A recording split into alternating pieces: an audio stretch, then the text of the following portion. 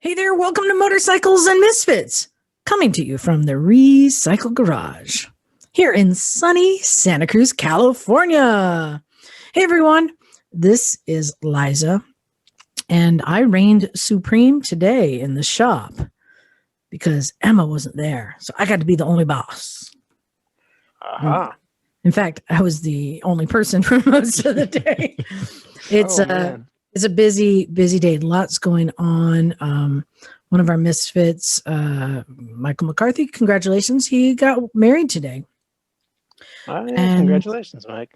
Yeah, so Emma is there, and then we've got other things going on. We'll get to that, but I got stuff done, which we'll talk about too. But let's get to who is with us. So of course it's everyone's favorite Ginger. It's Bagel. Greetings from Bonita. Greetings, Bagel. Yeah, and then joining us, our stunt misfit of the day. It's Callum. Smelling lightly of burnt skin, enjoying this sunny Santa Cruz afternoon. Do we even want to know why you smell like burnt skin? Oh, because I'm incredibly white. Oh, yes. Okay, yes. No, it's my own skin that was burning, just to be clear. It's not like I was having a barbecue. No, it's still a good day. We had some fun. Hey, Bagel, Moyne was here this weekend. Yes.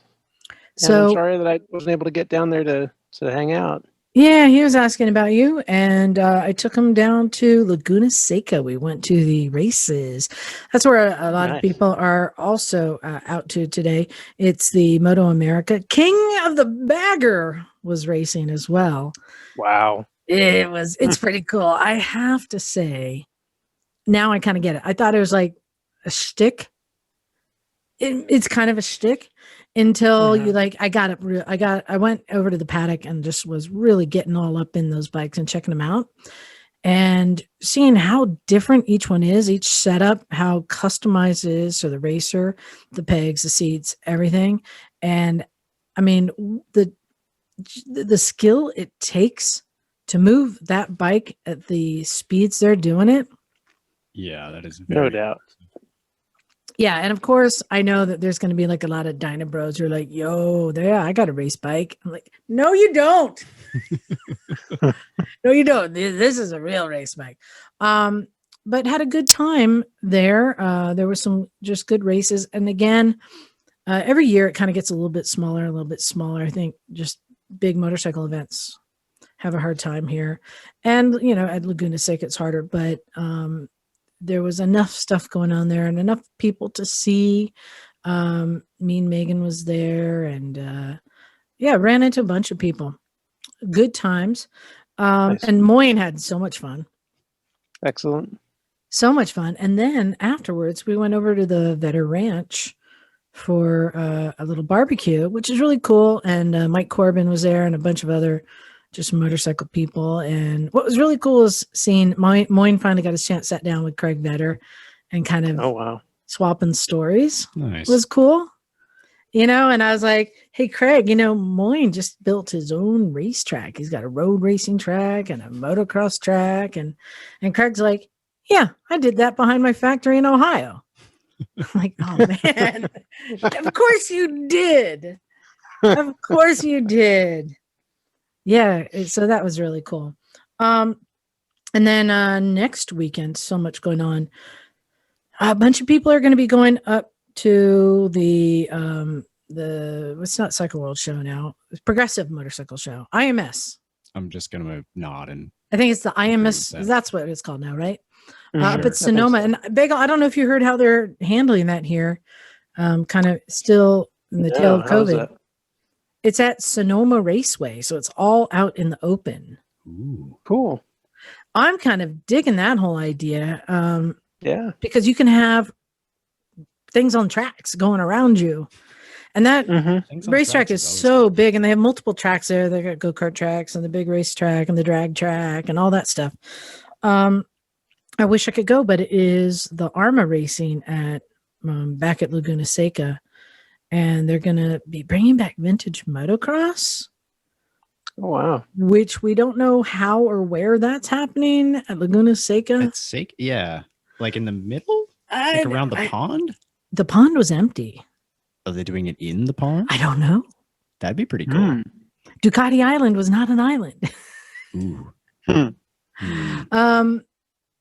Yeah, I don't know. And they're going to be doing sidecar racing. Ooh. Yeah. My kind of Wow. deadly. And of course, vintage, seeing like old like Harleys and Moto Guzzi's, and it's just so much fun. So if you're in the area, you got two things to choose from.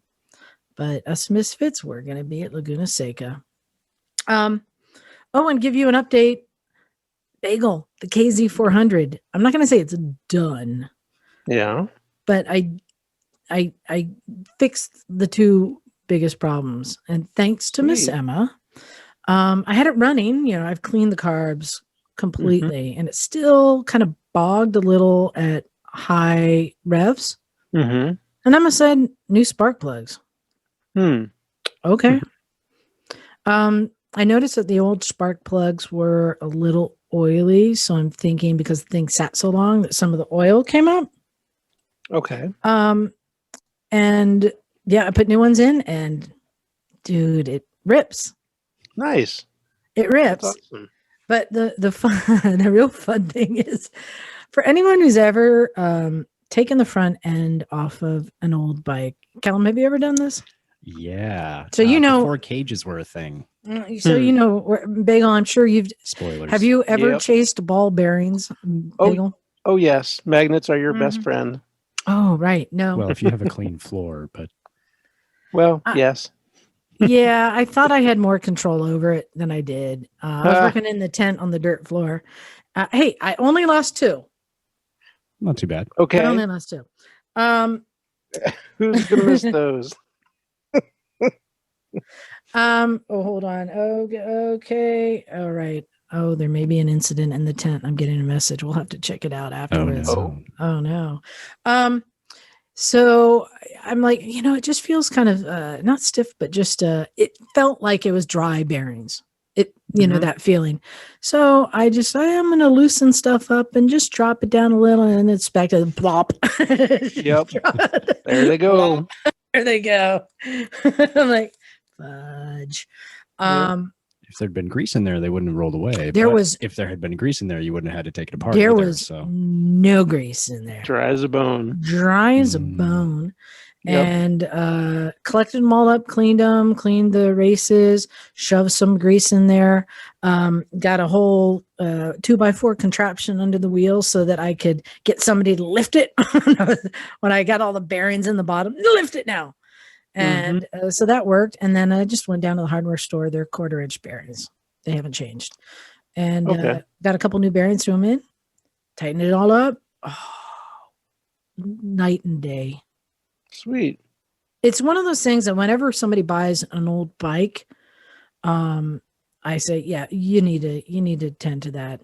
It's one of the things I think people are afraid to get in there. And if I really wanted to do a good job, then I could have put in good tapered bearings and knocked out the seats and stuff. No. But I chase bearings around. Yeah, I need to do the headset bearings on my 65 ankle. They're pretty notchy. And and I know the trick about cutting a Coke can or a beer can. And do you know this trick, Callum? I am not familiar with this. Yeah. So if you cut the top and bottom off of a can and then cut it up way so you can roll the metal up into a tube, right? Mm-hmm. Drop that down into the headstock. Now it's creating a wall so the bearings don't drop down. And then you can just pull it out when the neck comes up in. Simple. That sounds like a really good way to do it. But I didn't need to. I used the technique of the janky 2x4 and just giving me enough room to put the bottom ones in and then just get it up. And but I did it. And so Bagel, I know you sent me a vintage plate that is the same year as the bike. Yes. I think I'm ready to go down and get it registered. Cool. I think with those two things, it's safe-ish enough to go further than half a block away. Okay. Sounds good. Yeah. So thank you for that. I am excited. Welcome. Bagel, what is going on in your neck of the woods? Well, I'm getting ready for my next big ride. I'm riding out to Vintage Motorcycle Days, and I'll be leaving a week from Monday. and I am planning to do another iron butt on the way out there. Of course you are. Yep. Now I've done two iron butt rides for 3 awards so far. The first one was 1,000 miles in 24 hours, Mm-hmm. and I did the 1,500 miles in 36 hours, yeah. which also included another 1,000 miles in 24 hours. This time, I'm trying to do what as far as I can tell, nobody has done before, which is 2,000 miles in 2 days on a scooter. On a scooter. Yes. Of course, it's on a scooter. Yeah, and this is on my Cannonball bike, the Vespa GTS 250, and I'm shooting for getting another 1,000 miles the first day, 1,000 miles the second day, as well as 1,500 miles within the first 2 days, if all goes well, within 36 hours, and then the 2,000 miles in 48 hours. See, and I'm not going to say why, because I've done the same shenanigans too. Yeah. But I will say, did you fix all the things that fell off the last time? That's what I'm working on right now. So technically no, but hopefully yes. They're in process. I've got a new rack on the back, so there's that. I've got a new top case on there, and which I need to prepare for the spare tank. Callum, this is the trick. Spare tank on there. So how many miles can you go without stopping, Bagel? With the spare tank, I can get in excess of 300 miles without stopping. Oh. Yeah. That's it's about things, Bagel. it's about 6.25 gallons that it holds altogether. And so that's good for well over 300 miles. It's tough to do that in one shot on a Vespa GTS 250. Yeah, no, this couch just got sore thinking about that. Yeah. So, but I'm planning to do 250 mile stretches between fuels. Might do just a quick stretch, pee stop in between, something like that. I was going to say, are you going to have the pee hose? No, I'm not going to bother with that. I'm going to want to get off the bike, at a regular enough interval where, that won't be a problem. Now, here's another thing, Callum, you don't know about Bagel, but it's pretty impressive. When he plans these trips, he plans them. Yep. In fact, because he has some dietary restrictions, he plots where he's going to be at meal times, calls ahead to the restaurant, and already has the food ordered and tells them what time to have it ready. Damn. Well, I tell them I'm planning to be there around that time, but I will call from the road to let them know I'm on my way. I'll be there in 15 minutes. Usually what I do is I end up stopping for gas, call as soon as I stop, and then gas up, get packed up, and head over to the restaurant. By the time I get there, my food is ready. Very nice. And takes a little bit of planning and some luck that everything works out as expected. But as long as it does, it's a great way to save some time on a time critical ride like that. So when you call in for the food, has anyone asked why you needed to call in, and what did they say when you explained it to them? Well, when I call in to make the arrangements in advance, I generally explain it to them and let them know what I'm doing and why I'm making such an unusual request. But in most cases, they're fine with doing it, and they're happy to help me out. So nice. It's been good.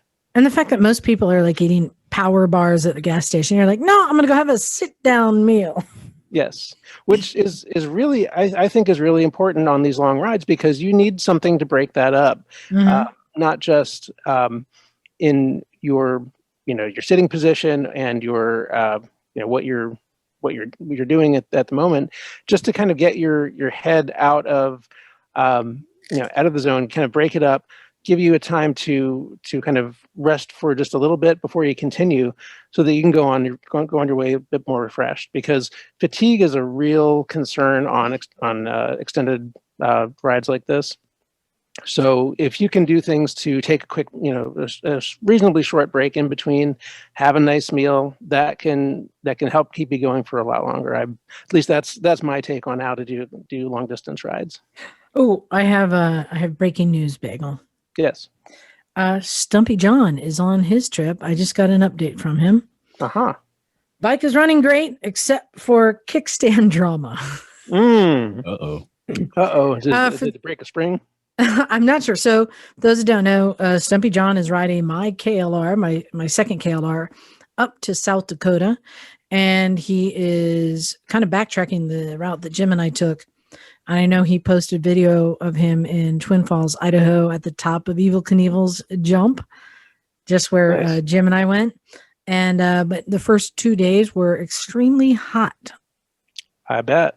The bike has been running good. I'm not sure what kickstand drama means. He told me that he was going to take off my stock kickstand and put on an aftermarket adjustable kickstand. Oh.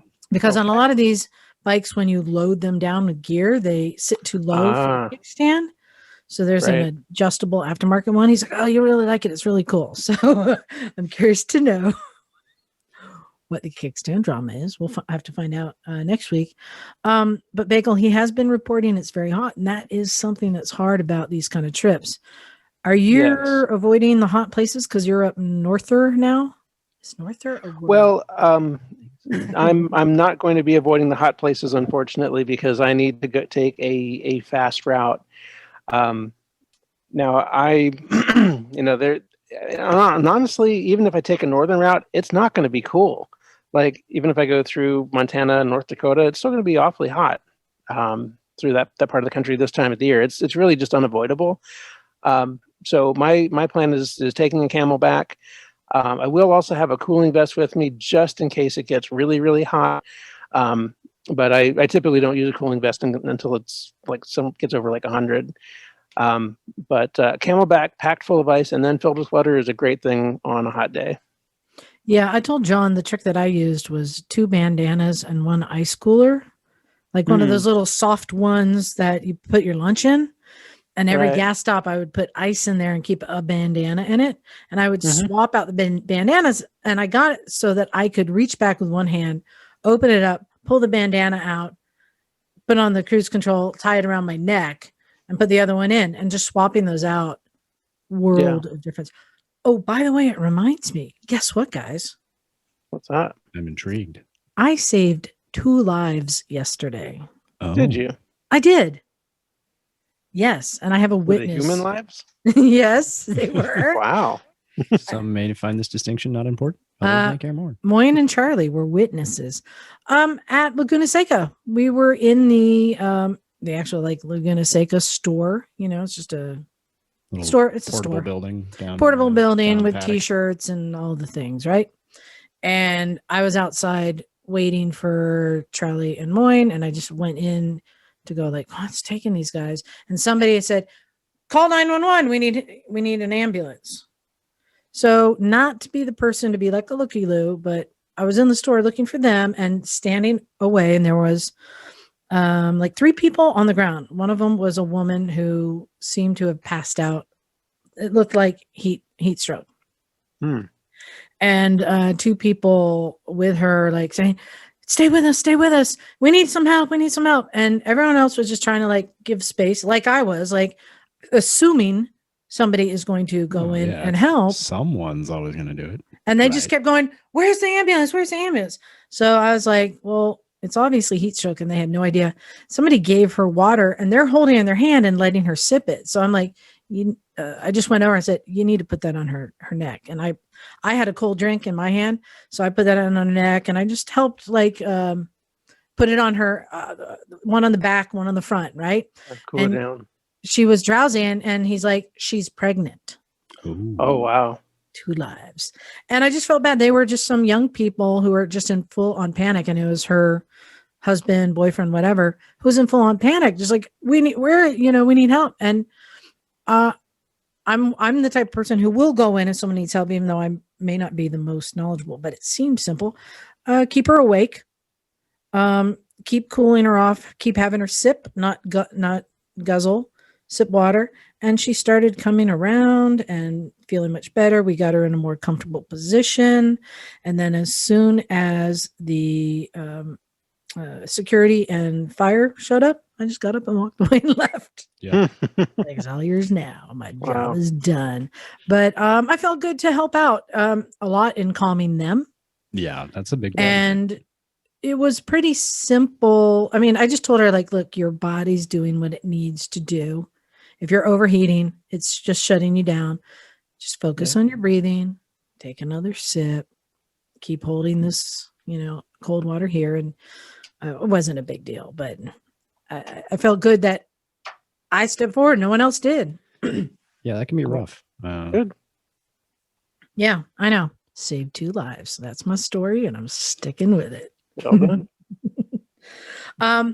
So back to John. So yeah, he's I'm not sure. Oh, he's in Wyoming now. Mm-hmm. So where are you going across, Bagel? Well, what I'm planning on doing is going from all the way across Oregon into Idaho. Stop at Twin Falls. Evil Knievel's jump.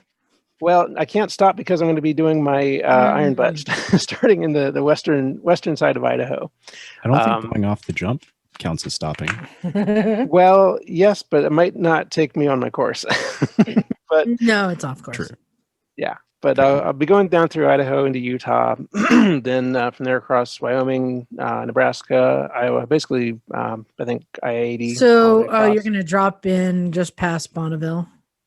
Well, it'll be around Salt Lake City. Yeah. That's just past Bonneville. Oh, it is? Okay. Like Gotcha. I know that. Oh, yeah. Oh, you've never been out there? I don't know anything. Callum, you have so many things. I just skipped the middle of this country when I went coast to coast. So many things to experience. We love it. Keep hanging with us. We're going to introduce you to so many things. So when are you leaving on your trip? I'm leaving a week from tomorrow, a week from Monday. And so I'm planning to do the first day to Idaho, which is about 450 miles. I try to get in as early as I can to get a good night's sleep, and then ride the next day 1,000 miles from there to middle of Nebraska. Stop overnight, get a couple hours sleep, hopefully at least 4 to 6, and then take the road, take the bike out on the road again the next day and do another 1,000 miles all the way to Ohio. Yeah. And so I'll be arriving, if all goes well, according to plan, I'll be there Wednesday evening, probably late Wednesday night, I should say. And then I'll have a day to sort of get my bearings straight, and then head to Vintage Motorcycle Days on Thursday. Yeah, so we're getting in on Thursday too, and thanks to Phil and the crew at Cleveland Moto. He's going to be picking us up, taking us down there, and we're going to be doing a live podcast on Saturday mid-afternoon. So if you're down there, look for that. I'll be there. No, I meant to our listeners, Bagel. Yes, you will be there. I am dragging you over there. Uh-huh. And then I'm going to be doing the Rev Sisters Film Festival all weekend, playing films in the tent. Excellent. Yeah, right next to the AMA Hall of Fame Museum, and this is the tent that they're going to be doing presentations and stuff in. So I'm filling in all the gaps because they didn't book speakers this year because it takes a lot of advance notice on that, and they really couldn't. They really seem to be throwing this together. But I will tell you, Bagel, that Stumpy John is coming with us, and I need you to back me up because I told him that he needs to enter into a pit bike race. Okay. There is no choice in the matter. This is what everyone does their first time there. Nudge, nudge, wink, wink, right? Yeah. Right. Of course. I mean, that's what you do. Exactly. It's a rite of passage. Even I know that. Dude, you need to come out next time. We need a new racer. I'm pretty sure we're going to break John.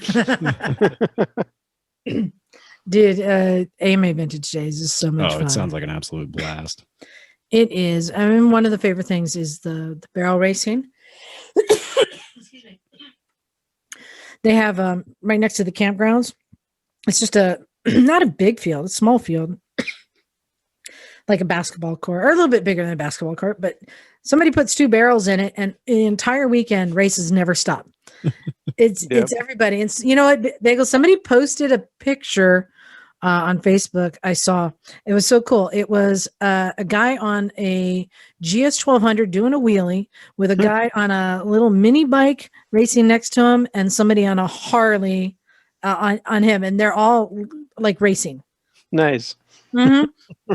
You get everybody in these races. It's always exciting. And I still love to tell my favorite story, of course, is when Jim got out there on like an XT350 and like well, I'm going to get out there and race.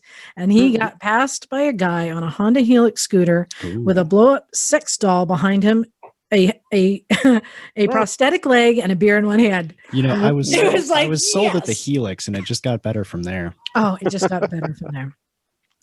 And AMA Vintage Days is so much fun, but there's a couple other things that are going on that I'm really, really excited about.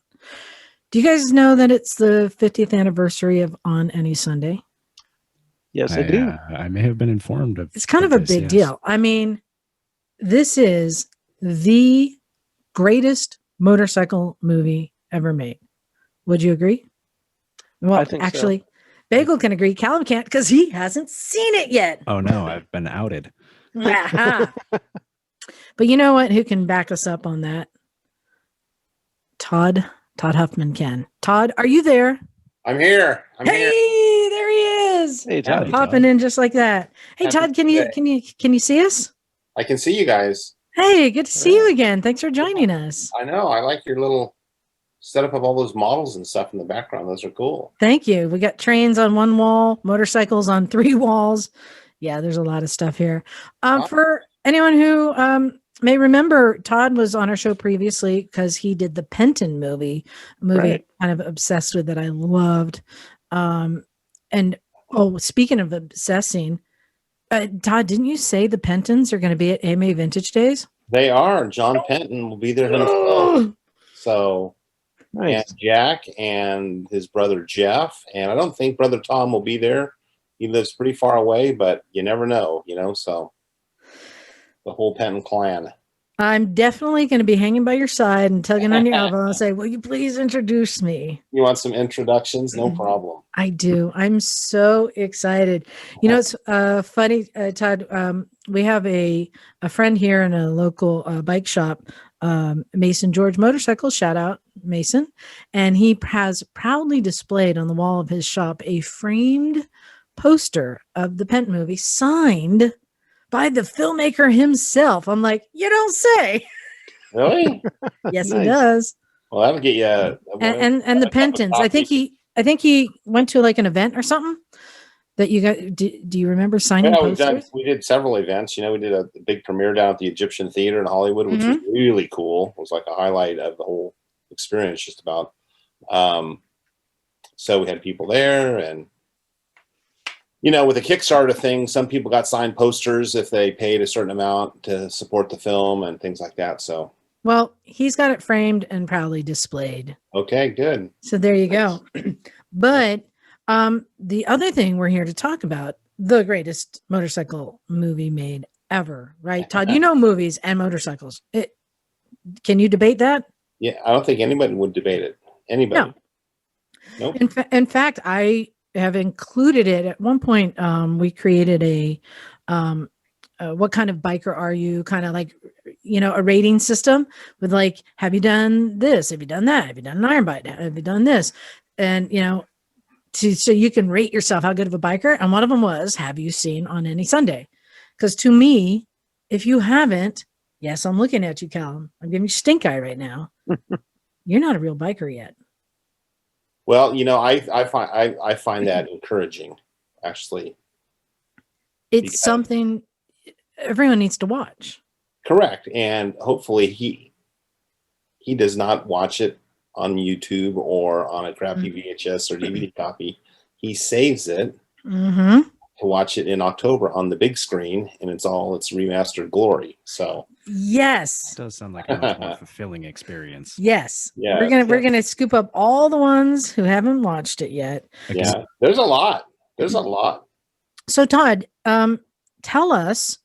I mean, there's a whole story here. We need to get into it. So Todd, you have a production company. You make movies, and you realized that the 50th was coming up and you got involved with it. You want to explain to us how that happened and how you're involved? Yeah,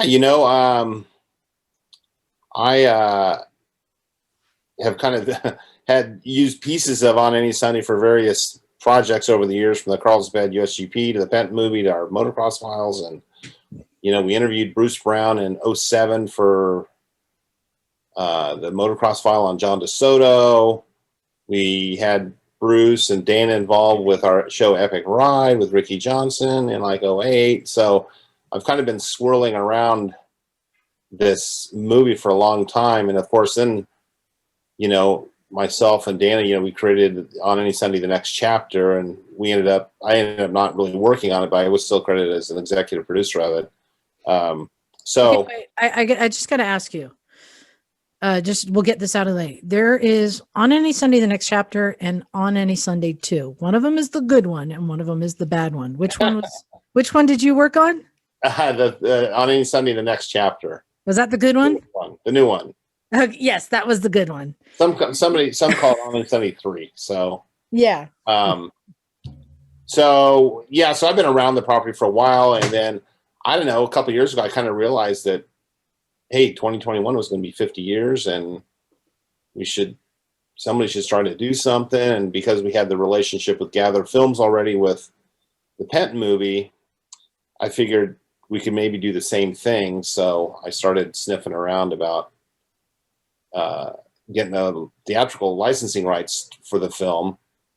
And lo and behold, when we've, through Dana and then through Bruce Brown Films, because that's different than Dana Brown. Mm-hmm. And then the theatrical rights are actually owned by another company in New Jersey, Bayview Entertainment.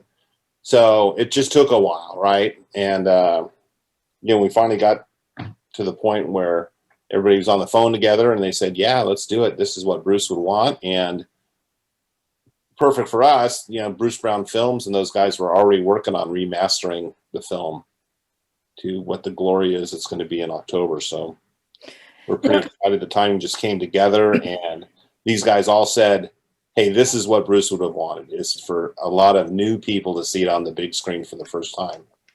Oh, so. No doubt. Can I tell you, I have to tell you my story of watching it on the small screen. I don't think I've shared this with you. Years ago, I was doing a moto camping trip with a bunch of people I had not really gotten to know yet, kind of a new group to me. And I had brought my little 6-inch DVD player and On Any Sunday, because I'm ADD and I'm like, oh, what can I do at night? Because I don't drink and a lot of people just sit around drinking. So I just brought that. And then, so at night I leaned over to one guy I know. I'm like, hey, I got this movie. You want to watch? Sure. We sat down at a picnic table by ourselves, watching on a little 6-inch screen.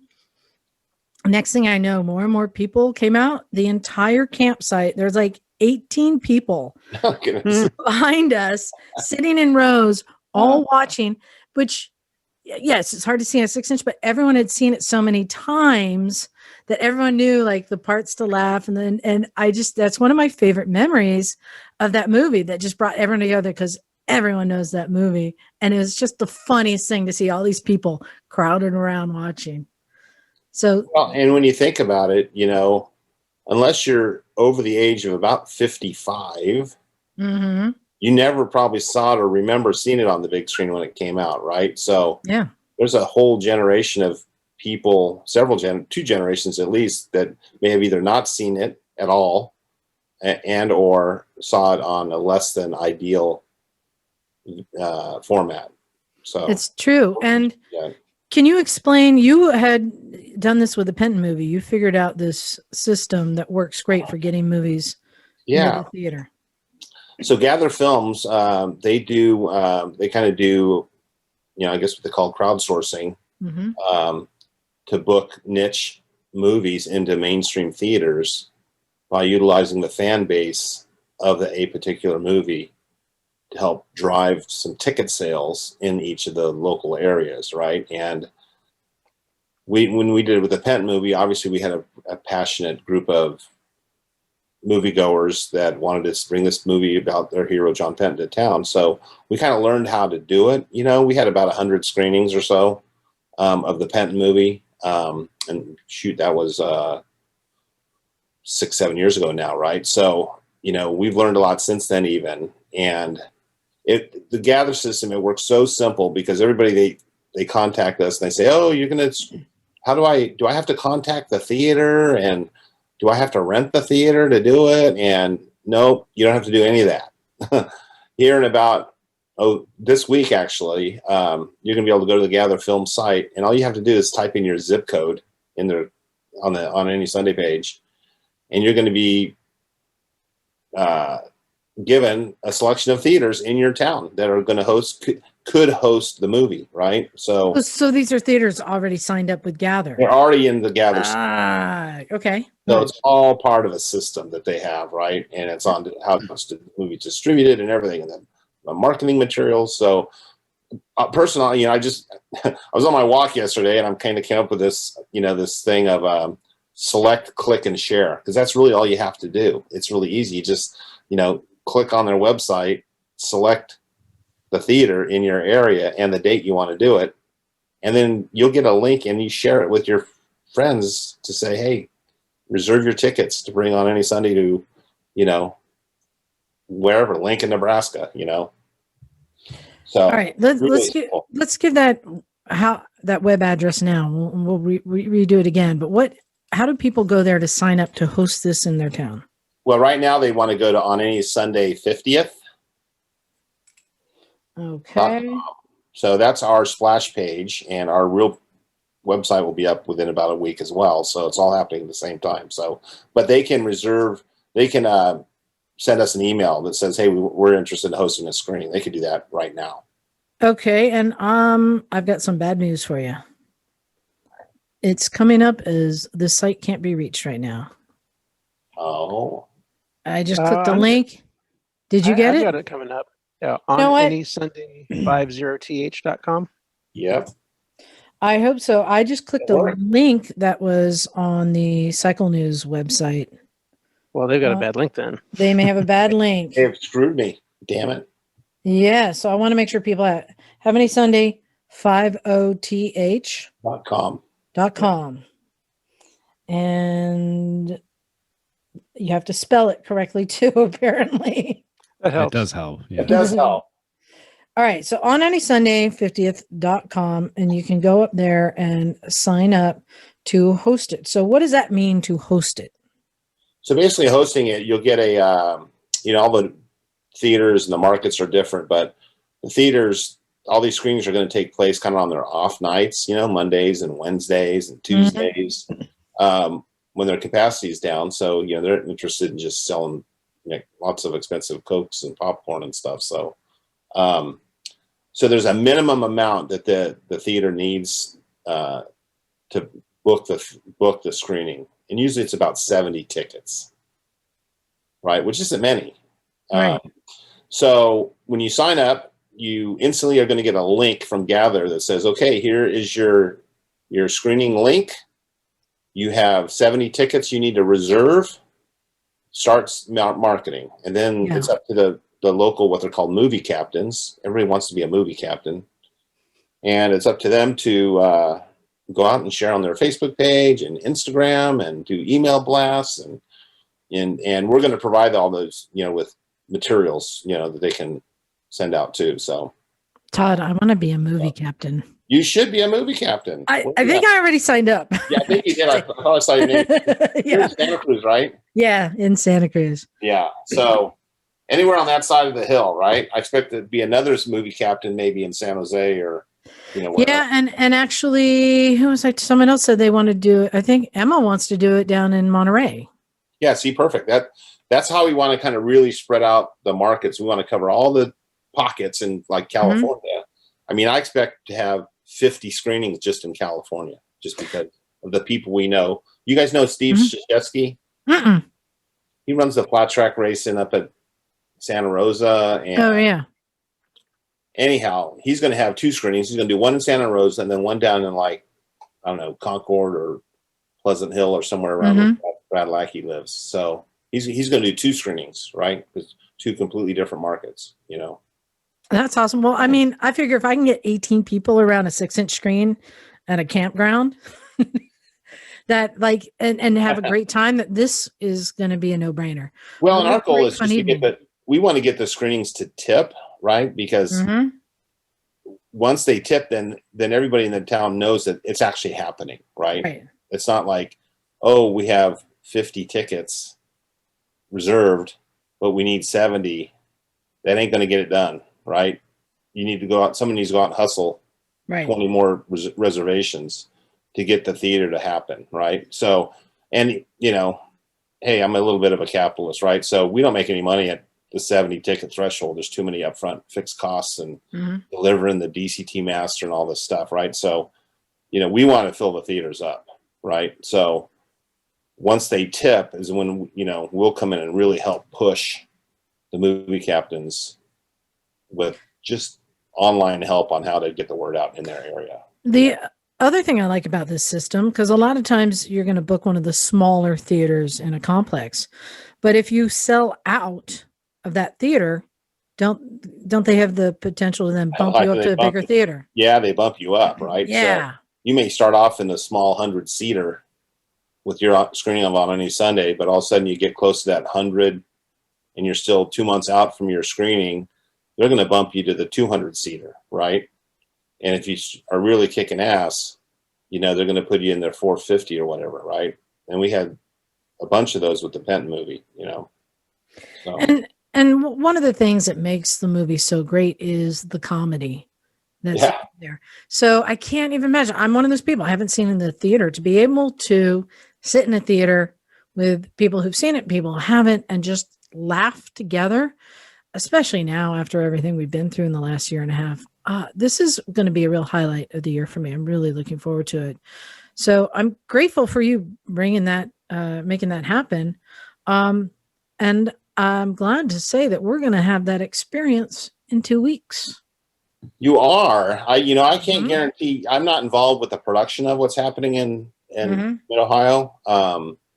They've hired a company to come, produce the outdoor. It's outdoors, right? So it's an outdoor show, I think. So I can't speak for, picture quality and audio and all that stuff. I'm a big stickler for audio. I'm pretty sure I could set up my little 6-inch DVD player and everyone would still enjoy it.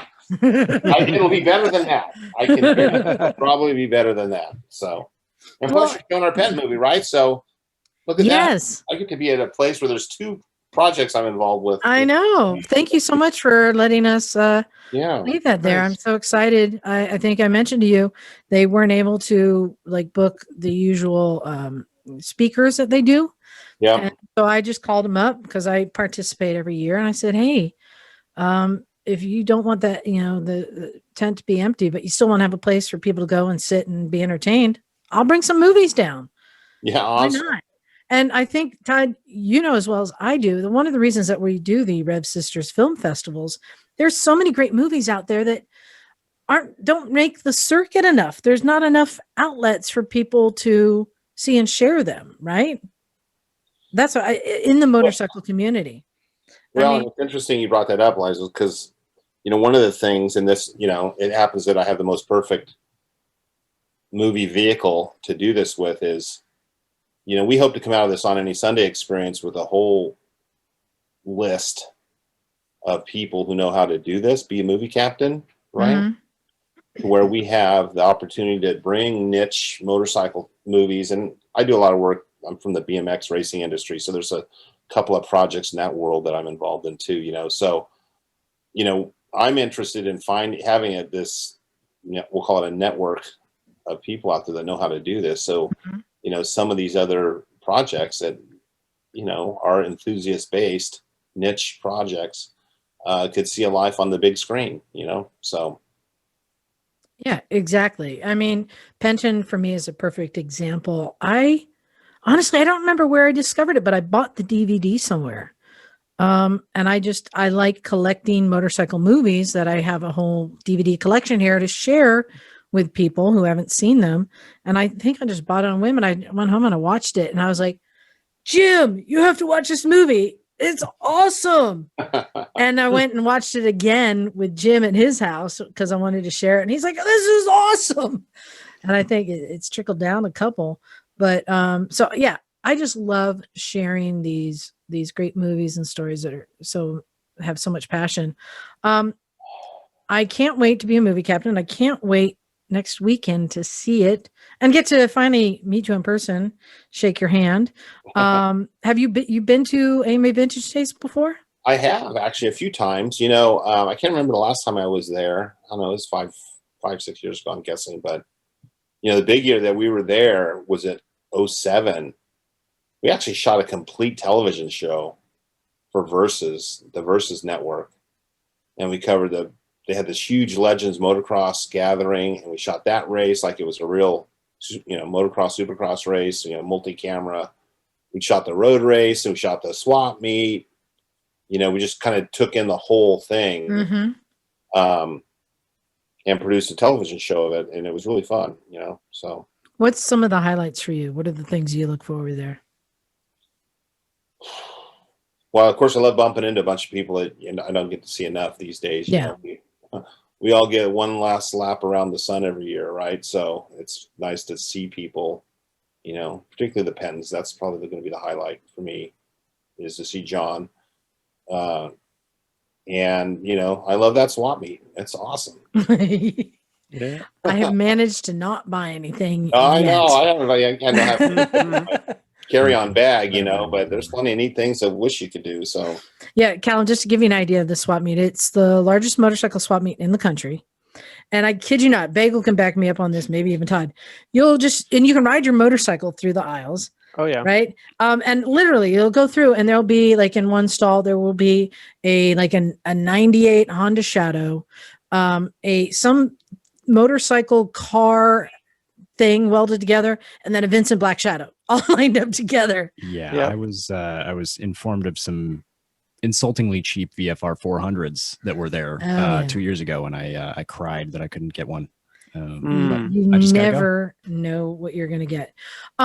So Todd, I know that you know this movie in and out as I do, but we have an interesting opportunity here to get a fresh perspective on a 50-year-old film. So Callum, you haven't seen it yet. I have not. Bagel hadn't seen it either. True. Until recently. Bagel, let's hear your film review of this 50-year-old movie. What'd you think? I will admit I did have to resort to the substandard quality YouTube version to watch it, but I'm very much looking forward to seeing the remastered version. I'm sure it will be a much more enjoyable experience even than what I've already seen.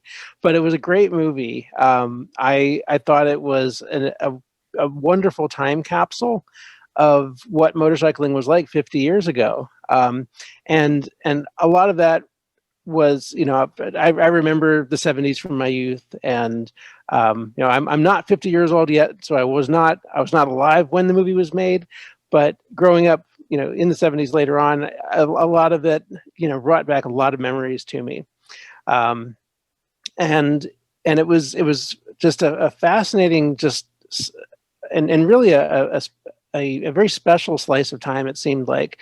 Especially with Steve McQueen featured in the movie, not as an actor, but as just another rider, and watching, I thought it was very, very cool to watch what motorcycling was like back in those days. And I thought it was wonderful that the movie highlighted so many different facets of motorcycling, all different types of racing. I thought that was really, really cool. You have a favorite part? Oh, wow. It's hard to pinpoint a favorite part because it was like the whole movie was just one incredible feature after another of little slices of motorcycle life. It's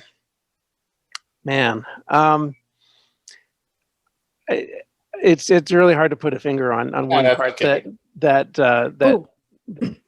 grabbed me, but it was. Can I help you with your favorite part, Bagel? Okay. The answer is the BMX boys. that was a lot of fun. I definitely got a chuckle out of on that, Liza. So yeah, so this is so exciting.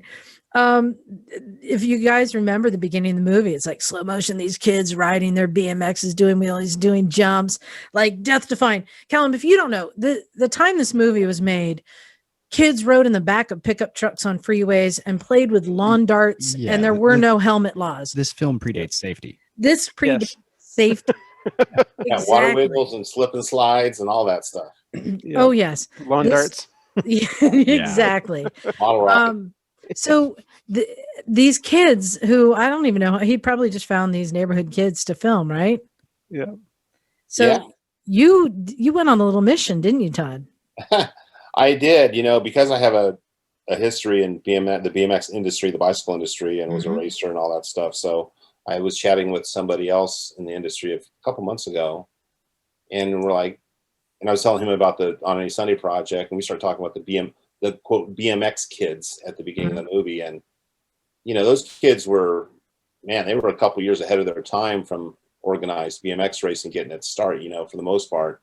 And, for all of us kids who really wanted to be motorcycle racers, but all we had was a bicycle, those kids were our heroes, right? And, and in the world of BMX pioneers and the history of the sport, those 8 kids are legendary, right? And so I was having this conversation with a friend, and I said, no one's ever really tried to find out who these kids were and put names to them.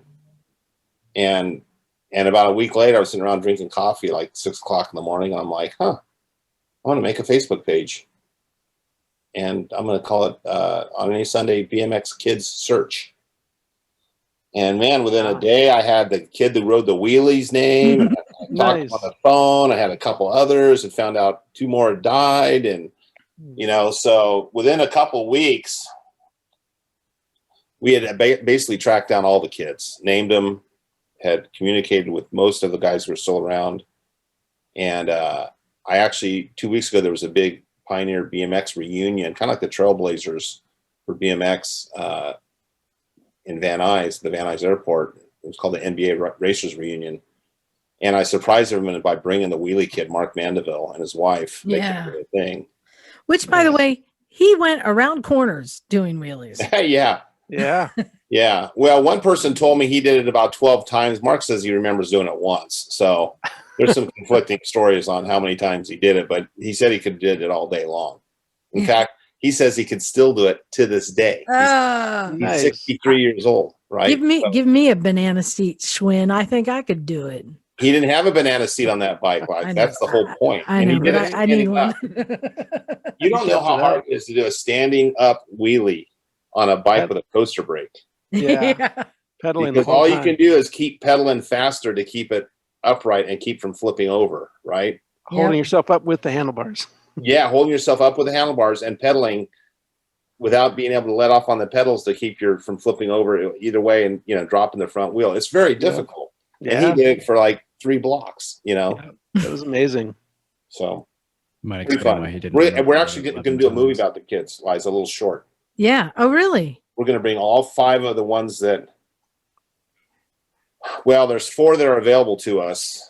And one kid, believe it or not, he regrets it to this day, Donnie Goodwin, who was supposed to be there that day to ride with those kids. And when he showed up and saw all the cameras and all the hoopla, he got scared and he was kind of shy and he went home. Oh. So we're going to have him in the movie too, though. That's cool. He gets a do-over. That's awesome. We're going to put all these 5 people together in a room together for the first time in 50 years. So. And where's that going to be? Probably within about a month, we're going to shoot that here in Orange County somewhere. That's great. There's a BMX machine shop that makes BMX bikes that we're going to put them in with a cool imagey, tubes and welding machines and grinders and frames hanging. Well, and actually that leads into, there's some other things you've been working on that are going to make these screenings even better. You've reached out to some people who are featured in the movie to get them to possibly come to some of these events. Now, we've interviewed Jim Rice has sat here in this room, got an autographed picture of him up there. Mert Law. There's a bunch of people that we're excited about. We haven't interviewed Dave Aldana, but he's on our list.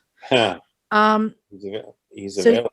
I know you have made some arrangements to have them come out. You want to give us some highlights of what you? Yeah, because of the way the screenings work with Gather and these movie captains, some will be, clubs or dealers, that are probably can afford to have a guest person that comes on autographs and maybe do a little Q&A session at the theater. So I wanted to reach out and start lining these guys up sooner than later, just to see if they were available, right? And kind of, I'll say, build a stable of talent that could be available if somebody wanted, Mert or Dave Aldana or Keith Mashburn, Jeff Ward, guys like that, just to say, hey, who's available, right? Who wants to do it? We're not going to pay the guys, the dealers or the movie captains will pay them, and pay their accommodations and all. They'll work out their own deal. I just wanted to make sure I talked to these guys to say, hey, are you interested in, going out and shaking hands and kissing babies for on any Sunday this fall? And they, I got an okay from Dave Aldana, from Mert Lawwell, who else? Keith Mashburn, Jeff Ward, and then I talked to Ricky Johnson and Brad Lackey. Of course, those guys aren't in the movie, but it was pretty influential to them, and they're superstars and national champions and world champions. So there's a few more guys we're going to be able to add to it. I have not talked to Jim Rice yet. I actually wrote myself a note today to get a hold of him. So yeah, he's a really nice guy. Yeah. And I mean, all those people are. We especially love Mert.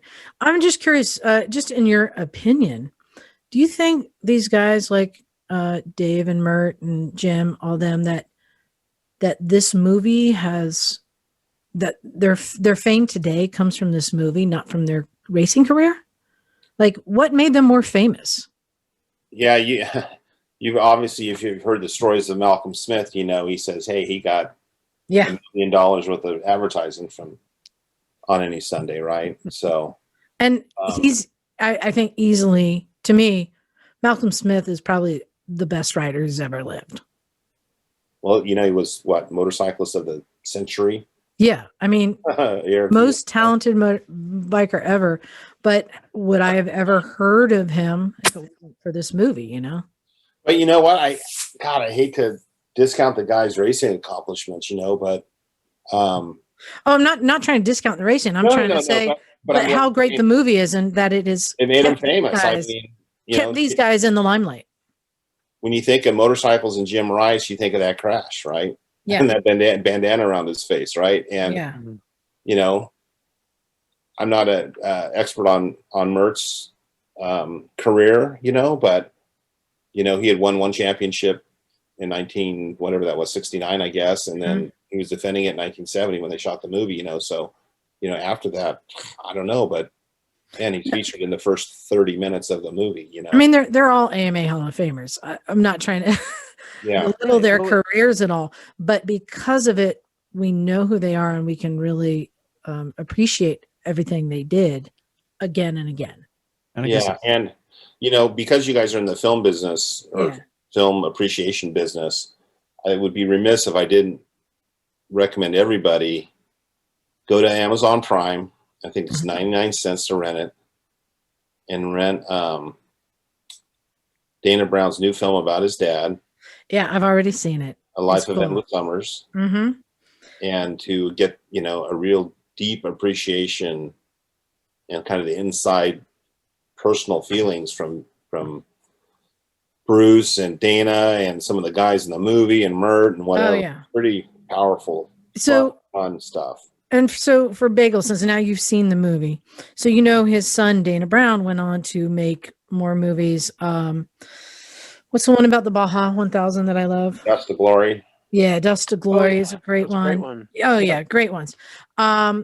So Dana took his dad around when his dad was really quite older, revisiting. So he also did Endless Summer about surfing. Right.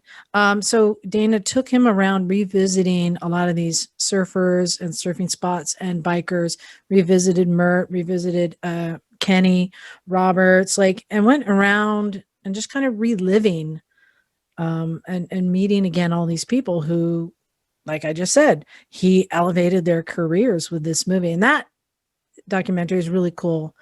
Seeing these old guys reminiscing and talking about back in the day, and just hearing the stories like from Mert when he was talking about You got hurt. well, no, when Scott's like or Bruce was like, I'm gonna ride in the van with you to the track, because he would get in his van and drive like 24 hours to go to races. Yeah. And Right. and Bruce jumped in the van with him to like document it, and just yeah, and you know that you bond over stuff like that. But what hardcore racers. And but again, I always come back to the humor. And it's the other thing that you learn, I mean, I don't think it's that much of a secret. A lot of these scenes were staged. Mm-hmm. That's one of the things that I think Bruce Brown was so good at. You know, like the famous scene, Bagel, remember when Mert and Malcolm and Steve went through like the water and they sprayed Steve? Uh-huh. How many times did they do that? What's the story, Todd? That like 6 times or something? I don't remember the whole story on it. So, but Yeah, it wasn't yeah. like just an impromptu thing, you know. Yeah, like I think Mert told us, yeah, let's do that 6 times, right? They had to keep changing their clothes, you know. But that's another great thing about lighting the motorcycle on fire at the end. Yeah, in the desert, you know, that was a way Malcolm tells the story. You know, that was a a bike in his shop that the motor was blown up on it, so it wasn't really good for anything anyway. So they used that as the prop, you know, for this guy to catch it on fire out in the desert, you know, and crap, Malcolm was able to repaint it, put some new tires and rubber and stuff on it, and he got it running and sold it. So nice. You know, I know. But like the turtle, you know, in the desert scene where the guy stops and moves the turtle out of the way. Yeah. I think that turtle was from the Browns' backyard. It was their pet. Oh my God. Yeah, I think Dana told that story that there's a lot of good stories, and that's one of the things I'm looking forward to, again, bringing this back out and hopefully attending some events with some of these guys. I know Mert has told us a lot of stories. I have to go back and listen to our podcast again. There's so many great stories. It's such a great film, and I'm so appreciative that you know partnered with them to bring it to theaters. It's perfect timing. I want to give that website again one more time, On Any Sunday 50th. So 5050th.com. Yeah. So you can become a captain. What do you have coming next, or is this going to be what you're working on for a while now? Well, this is kind of like, you know, it's the best part about this project is I don't have to make a movie too.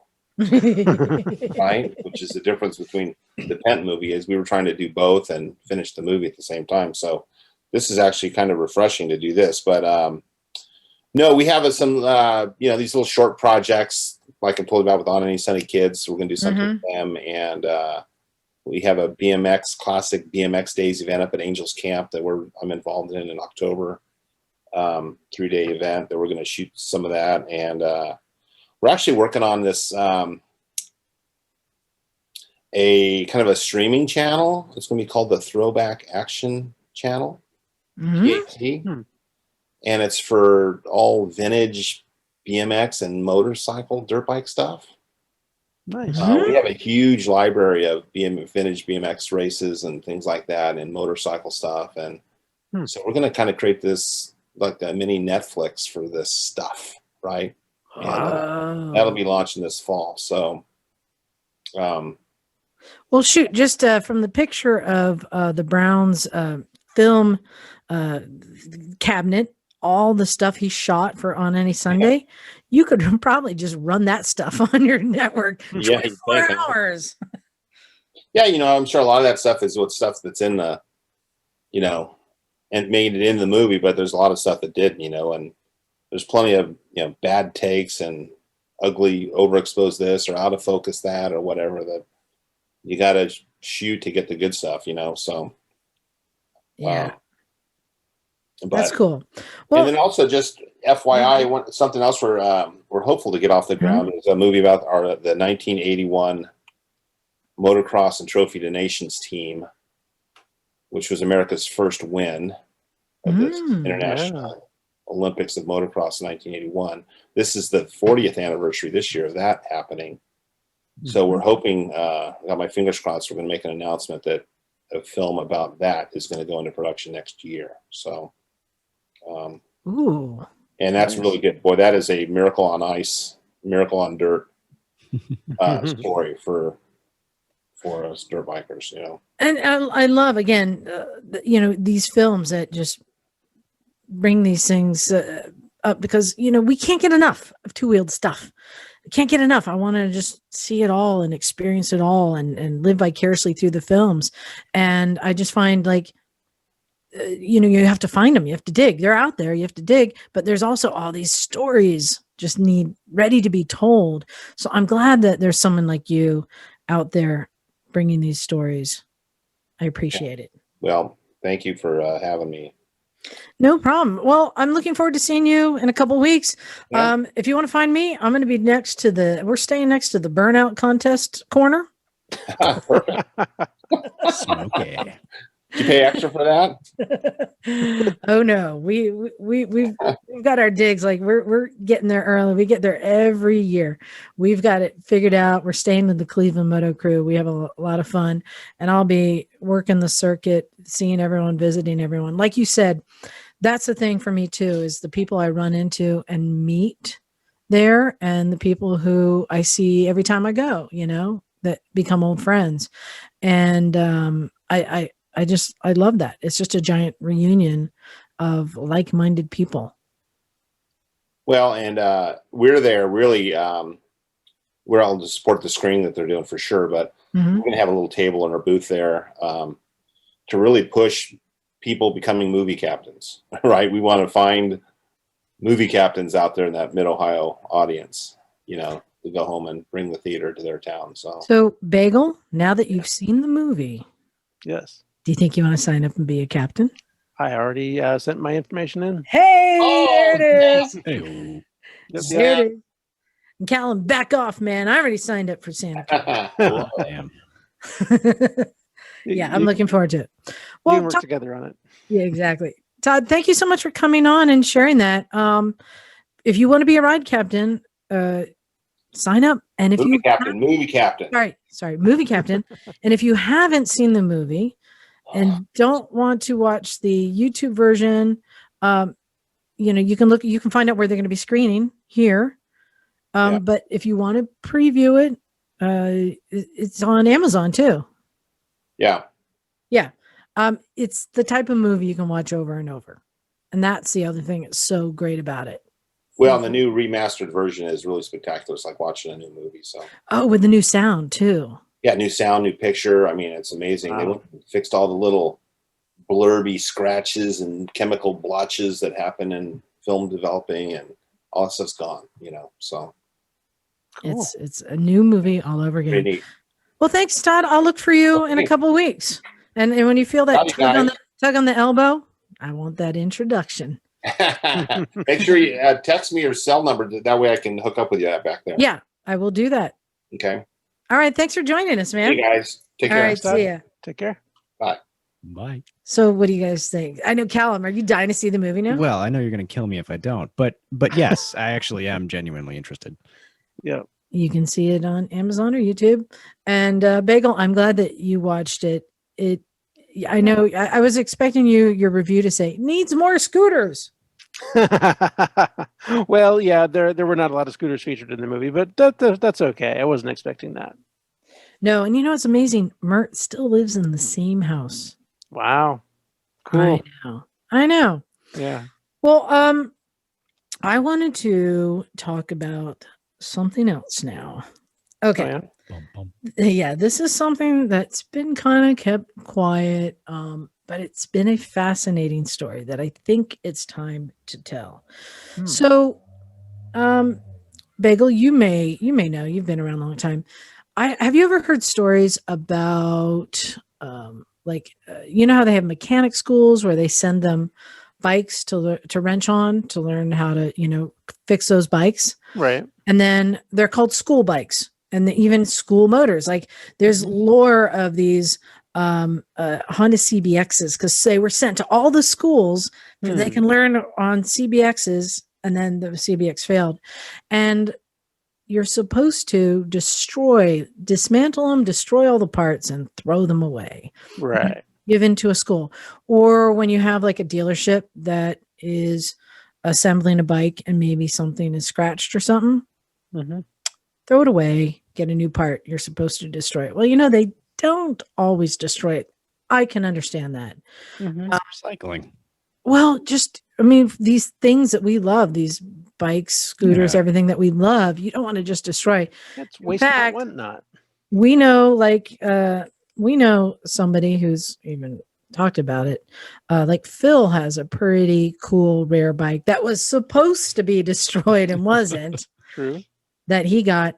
But there is some people who are crazy enough, Callum, who I'm talking to right now. Nudge, nudge. Who built a dumpster bike. Ta-da. Ta-da! One part at a time. One part at a time. Nope. We're calling it a dumpster bike. These parts. So, Callum, you built an entire bike from found and obtained and collected parts. Yeah. So, turns out in this specific part near the Bay Area, there's a sizable electric community. And some of us think motorcycles are really cool. And we think electric motorcycles are really cool. And we like figuring out how to work on them, how to take them apart, put them back together, make them do stuff they weren't supposed to. And I was lucky enough to meet a few people in the community kind of early on in my motorcycling career down at the Vetter Ranch. Ran into the artists formerly known as Digi now. Anybody in the Zero community might know who that is. Brandon Miller and Morgan Vetter. And they had a lot of spare parts around. And I guess they took a liking to me because they said, hey, one day, do you want to learn to work on this stuff? We could use a hand around the shop sometimes. And you seem capable of learning things, which is I take a pretty good compliment. And so there were a bunch of spare parts around. And they said, there's probably enough here to build a whole bike. If you learn to do it and, help us out with some projects too, you can start putting a bike together. And so I jumped on it because it's like, I'm, at this point, 20. Damn. Time flies. I'm only 23 now, but at that point, I think I was about 20 and I'm a broke college student looking into getting into electric motorcycles. And it's like the cost to entry to this is pretty high right now. They start like 14. What is it? No, depends what you're trying to get. End. No, I mean, you can get a small FX for like what, 8 maybe. Yeah, I think with a single battery. Yeah. But getting into it, it's still a pretty significant barrier for someone who doesn't have a lot of resources. So obviously I jumped on the opportunity and then managed to meet more and more people in the community. And turns out more and more people have more and more spare parts. And eventually this bike came together and the first few iterations of it looked awful. It was a bare frame, had these 3 gigantic charging units sticking out of where the tank would be, big orange cables running everywhere. It was probably a rolling hazard. I think somebody else actually rode it a couple of times at that stage. It can't be more hazardous than anything Terry rides. Fair. Yeah. Yeah, no, that's absolutely true. But it's grown since then. A few parts have gotten upgraded, a few parts have broken, gotten swapped out. And in its current state, it's sitting outside dressed in imposter Ducati 748 bodywork that I managed to lovingly bodge onto it via hardware store aluminum and riv nuts. Cannot recommend, by the way. Riv nut your frame at your own risk. But it does look pretty great, especially considering where it came from. Yeah. So this actually reminded me of when I built my chopper. Building a chopper, you start with, you got to get a frame, right? Yep. You got to get a front end. Yeah. So you got a frame from Terry, an old Zero frame from him, right? You got to get a front end. What kind of front end you got on there? It does have the Zero parts on it currently. Zero. You need to get wheels. Yep. You obtain those. I know for a fact, I'm not outing Terry. I know that like when he needed a new wheel, he was able to find one in a dumpster because it had a scratch. Yeah. Terry is very resourceful and he's also a very positively contributing member of the local community, shall we say. Then you need to have, so the big thing, so you need a motor. Yep. And a controller. Mm-hmm. And the big thing. The battery. The batteries. How many batteries you got on the bike? Depends how you count it. In zero marketing terms, I have one monolith. Is that like the Energica? Is that what you call one monolith? How that's just like a giant case? Yeah. So Zero specifically decided to call their batteries a monolith. Okay. That's not like an industry term. That's kind of their parlance for it. They did that back when they were updating from older batteries to a newer style, and they wanted to make a big deal out of it, and they called it the monolith because it's this big black block right in the middle of your bike. Cool. And it does sound pretty cool. It does.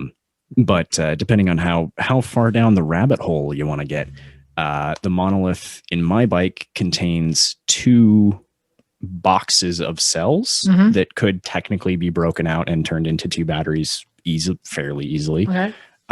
Older versions of the monolith that were the same size and weight and roughly the same capacity contained 4 smaller boxes. So they've gone from 4 to 2.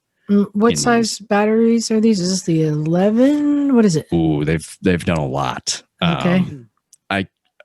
At this point, I tend to keep track of stuff in terms of the internal amp hour ratings that are printed on stickers on the sides of these battery boxes inside the battery boxes. I'll let you guess how I found those stickers. Luckily, Zero's at a pretty safe voltage for enthusiasts. That's part of why they're approachable. But they had 25 amp hour cells back in like 2014, and then they went to 28s and then 30s, and now I think they're currently on 35s. So I have the equivalent of 4 of the smallest units Zero makes in that battery, but it's really packaged as 2 big units inside one bigger unit. Now I have to ask, can you tell us how you source the batteries? Because this is the hardest thing to get. And when somebody we've told people, like, don't buy an older electric bike, because the thing that goes bad is the batteries, and they run like $2,000 a piece, I think. Depends what battery for what bike you're looking at. So the battery that's in that bike, MSRP, that's about an $8,000 to $10,000 battery. Right. I got it for $1,000 out of a salvage bike in Anaheim. I'm about to drive used market prices up by saying this, but it got posted on eBay by some salvage guys who didn't quite know what they had. They knew it was a battery. They knew it was a fairly expensive portion of the bike. So they listed it for like $900. They didn't weigh it, and they offered free shipping. It was slightly mislabeled on the eBay listing. And I think that really scared a lot of people off because they were like, oh, this doesn't say the right things. I know that's wrong. So and it seems kind of cheap. This might be like a weird scam or something odd going on. I don't really want to touch this, but I looked through the photos and I was like, okay, so there's the serial number, it's TR whatever 19. Okay, it's a 2019 model year battery. So this is a 2020 battery sitting on eBay for $900. So I pressed the old buy it now button because it wasn't an auction either. People thought it was an auction and they were scared away because it's like, oh, starting bid $900, but no. It was a buy it now. So I bought it now, and then they weighed it, and then they said, hey, sorry, it's going to be a minute. We're gonna freight it. But we did say no shipping costs, so we're going to freight it to you for free. Nice. And I happen to have a loading dock with a forklift that I have access to, so that showed up. Nice. And so that's the current battery that's in there. It's a Zero's biggest single battery that they sell right now. It's a 14.4 kilowatt hour. Yeah. As advertised, It's like 12 and a half usable, but it's fantastic for what it is. That's sweet. And like Bagel, you've sourced some parts for your electric build. I have. I bought a Zero FX at a salvage auction, which had perfectly good batteries and electronics in the bike. It had been in a front end collision. Or actually, I'm sorry, no, this was not from Copart. This was a special I got from our friend Unky Phil. I thought you were being all sly there because we knew that. Yeah. No, sorry. I've bought too many wrecked bikes. I'm getting all mixed up. Yeah. But it's the Zero from Monkey Phil. Apparently, one of his customers had met the unfortunate end of a pickup truck, I think, and he was okay, thankfully, but the bike was totaled, just completely smashed the front end. But thankfully, all the electronics were in fantastic working shape. So got the bike, had it shipped out, and I've taken it all apart and have saved the useful parts that are going to go into my electric Heinkel build. And the part that's got me held up though right now is I need to find somebody who can create fabricate a shortened swing arm for it. For the can't you take a long one and shorten it? What's going on there? It's tricky. It's very, very lightweight aluminum, and the way it's shaped does not lend itself to being shortened. So it would need to have a new swing arm made. Basically, what I want to do is take the stock ends that are on the existing swing arm and just connect them to a shorter tube, so it'll fit a shorter wheel with a shorter reach. So it'll fit inside the frame. Those ends are solid cast, so shouldn't be too bad. Exactly. So, and somebody with good aluminum welding skills should be able to do it. I figure, but I've got to find somebody who's up to the task. So, well, see, and this brings up the other challenge. Again, I'm going back to the comparison of building a chopper. When I bought the frame and I bought a front end, which bolted on, but then I bought like a rear fender that's like a big cast rear fender that didn't bolt on, and I had to modify and fit it. And then I got a tank which didn't fit on. I had to weld on mounts. And in building a custom bike, you're buying parts that don't go together, and you have to figure out how to make them fit. Bagel, you're going through that on yours. So, Callum, what kind of challenges did you meet on yours? So this problem was described to me earlier as custom problems. Which, I managed to make a lot of custom problems. One of the things for me is I'm using an entire zero powertrain. So all of those bits were pretty much plug and play with each other. There were a few things I needed to convince or finagle that they should turn on. A few bits of wiring harness needed to be extended, but for the most part, that stuff just worked. Big air quotes there. Thanks, Todd Howard. Get out of my brain. And beyond that, the mechanical bits, there's some funky stuff. That frame is a zero frame. The motor's a zero motor. They bolt together. That's fine. The frame that I got from Terry, thanks, Terry, was designed for a smaller controller, not the big one that's in there now. So there are some nice hacksaw marks underneath the seat. Basically, some mounting tabs had to come off, and then there's a bracket that goes in later that replaces those mounting tabs with the new ones for the bigger controller. That was probably the biggest necessary to get it running physical modification. The cool thing about electric vehicles is you can kind of stick whatever wherever, unless something needs a lot of airflow. There's not much dictating where stuff has to go. You want to keep your cable runs short because cables get hot the more current you pump through them. The longer they are, the hotter they get. Resistance makes heat. So beyond keeping cable runs short and making sure stuff gets airflow, you can kind of stick things wherever they fit. And using the zero frame eliminated a lot of those problems. So yeah, Bagel's not doing that. No, I'm sorry, Bagel. You're gonna have a lot more fun with this than I did. Yeah, it's going to be a little more challenging, but I've kind of lined things up, and I'm fairly confident that there's a way to squeeze everything in there. But it will take a good bit of measuring and try a little bit of trial and error, I think, to get things lined up just right. But and there'll be some fabrication involved, obviously, in getting everything attached in there. But I have an idea of how it should all come together. I just need to find the right fabricator who can help me out with those parts. And I'm hoping I can make some progress on that later this year. I've been giving it a lot of thought lately. It's been at the forefront of my mind, aside from my preparations for my trip right now. Well, I have faith that it will get done. You're very determined on this project, and it's a cool project. I highly recommend CAD, cardboard aided design. Yes, there'll be some of that. I'm sure. Valuable technique. Yeah. I have lots of experience with cardboard things in the past, so that will come in handy for sure. Well, and I see here, I'm so torn because I don't want to take on another project. Though I did just get the KZ400 running good, but it's killing me because I'm Callum. I'm trying so hard to talk you into taking on another project. I know. So I might actually know somebody who's got extra space, and Oh, they might be willing to hold on to the frame for a bit. So we might be able to make this happen. here's what we got. We got Jim has his blowed up a DR 350 dirt bike that he blew the engine. So Stands for Don't Run 350. and he gave the carburetor. I think Z or someone got the carburetor. So he has an intact plated bike Ooh, with no engine. plated. You said the magic California word. I know. Yeah. I think I'm pretty sure it's non-opt as well. Yeah. Ooh. And I just I'm like, wait, we need to. And these guys are throwing cool electrics into bikes and making it work. We need to do that. Absolutely. Mm-hmm. See, I know this is a thing. So, Callum, will you do that for me? I will certainly help. I can't guarantee I'll actually be physically present for all of that's it. right.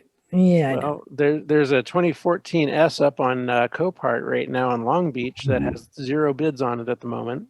Oh, speaking of Long Beach, I don't know how I missed it, how much custom motorcycle culture is in Long Beach. Yeah. And then I decided it's like, hey, I should go to school in Long Beach. They have a great design program. Dude, Jesse James West Coast Choppers was in Long Beach. And then I started looking for places to live, and it's like everywhere I look, it's like, oh, there's a custom shop. Oh, that's a custom. Oh. Yeah. So maybe more than just school bringing me to Long Beach. Wow. I know I'm not ready to take on that project, but I love what you guys have done. And we've seen other crazy bikes, and when we have the Death FX, Yeah. and we won't say who, but there's also the Death Grom. I'm sure we've talked about it. We're not going to say who or what or how. Yeah, I think it's come up before. But there is a Grom with a 0 powertrain that can easily do over 100. Yeah, Wow. I can believe that. That is a Death Grom. Absolutely. That sounds like something I would really enjoy riding. You know what I'd really love riding? That broke up FX you got and fixing it up. I actually want an FX, but you got it, Bagel. So Yeah. let's get to how much it costs. So I can tell you when I built my custom chopper, it cost me 25 grand in parts. Callum, how much is your motorcycle cost you so far? Including the $1,000 of battery that I just jammed in it, I'm probably somewhere around 3,000 into it. Damn you. Yeah. Wow. I gotta say, that's just purely monetary outlay. Obviously, there have been lots of favors traded, hours of work contributed to other people's projects. It's been a community effort. But yeah, I kind of stole that bike. Not literally, to be clear. And the irony here is that Jim can't find a motor for the DR350. They're unobtainium. Bum, bum, Right. Perfect donor then. bum, bum, Exactly. Let's see. Who do we know that might have some parts? And this is what I love. This is what I love. And this is how you networked with. We know a lot of the people. They're friends of ours, been on the show. But everyone knows the value. And when they see something, they grab it. Oh, yeah. Yeah. Yeah. Now, warehousing all of it can be a challenge. Some of us acquire quite the collection, and then sadly we have to move it on, and then a project comes along where it would have been great to have them. So there's pain, but also triumph. I got a question for you, because you know a lot more about the electric bikes than I do. I've heard that batteries lose efficiency over the time, or that there may be a battery that's only running like 85% that they may scrap and replace for somebody, right? So the automotive industry considers 80% charge retention to be end of life for a battery. Basically, it only gives you back 80% of what it did when it was new. So that's considered a dead battery, some 80%, right? Not dead, but no longer fit for automotive use frequently. So that's what you'll see coming out of used Nissan Leafs and getting put on eBay, and those cells are generally 80%. So state of, would you left. recommend that somebody that it's okay to get one of those at a discounted rate? Yes, but just know what you're getting. So the trouble is there are so many different batteries out there and so many different manufacturers that doing enough research and having the knowledge base present to be able to look at something and say, yeah, that's actually a good deal, or no, that's terrible, you guys are selling trash, it's really hard to accrue that amount of knowledge. There are some people who have some general recommendations out there. I know a few YouTube channels, people building their own custom power storage solutions or doing, EV conversions on old Volkswagen buses and things like that, who have kind of some general guidelines, but it's a big barrier to entry in terms of where do you get the knowledge? Yeah. Because there's only so much you can say out loud to someone, or, absorb through osmosis from being around these people. Right. And it's hard to find good resources for teaching yourself this stuff. And that's why I've been so lucky to be here, is because I'm around a lot of these people a lot. So I can just kind of pick it up. Bagel, on the crashed FX that you bought, that basically it just had a snapped like fork tube, right? The head tube. The head tube. Off the frame. So everything else behind it, like everything I would need to do Jim's bike project, you have. Would you be willing to share what that value is? How much did you get it for? Or what do you think it's worth? Geez. Well, what it's worth is probably somewhere in the range of, I don't know, I would say probably at least $4,000 to $5,000. Okay, I'm not doing that project. Well, that's what it's worth. I got it for $2,000 because it was a deal that Phil was willing to give me, and so that made it possible for me to do this. That's not bad when you're talking. These bikes are close to $10,000 for the quality of the parts you got. That's a fantastic deal, and that's why I jumped on it. Oh, I think that's pretty cool. It's a lot less than $25,000 that I paid for my chopper. Right. Those were expensive parts. Yeah. Karyakin doesn't come cheap. No, stop. Karyakin is cheap, man. They make some cool stuff. No, it was all the other expensive stuff. Well, yeah. Callum, I think that you've done a really cool thing. I think it's also something because the industry was still so new that not enough people were on board looking for these parts. Yeah, demand has definitely been increasing. There's still, auctions that pop up for wrecked stuff that don't go that high in bidding. But it's coming up. People are learning about it and jumping on this stuff more often. Well, you're like a dumpster cowboy. Yeah, I think I could live with that nickname. There it is. I think we have a nickname. Yeah. I saw an SRF on Copart a couple of weeks ago. Ooh, so tempting. Except one of those motors. Except for the fact that it had been in a flood. Oh, dude, the motors don't. They go underwater. Well, with the batteries though, and all the other electronics. The batteries are probably screwed, but the controller and motor, those are some very tasty bits. I might have to look for that. There it is. Yeah, it's already gone now, unfortunately. But it was very tempting. Nice. Yeah, 140 pound-feet of torque. So well, tasty. It's something I just wanted to share your story. It's going to be harder and harder to be able to dumpster dive a bike, but there is still the possibility to convert a bike to an existing bike to electric. Absolutely. And which is going to be a fun thing. You just have to be careful in buying the parts because you're not sure what you're getting. It can be a lot of outlay up front. And so there's kind of higher stakes to, let me just feel this out and get some parts, see how it goes. But you can still start with something smaller, like an e-bike, more of a bicycle size thing, or build something like a really light little dirt bike, a 125 kind of equivalent. Oh, I saw someone powered like a little bike with, I think there were drill batteries.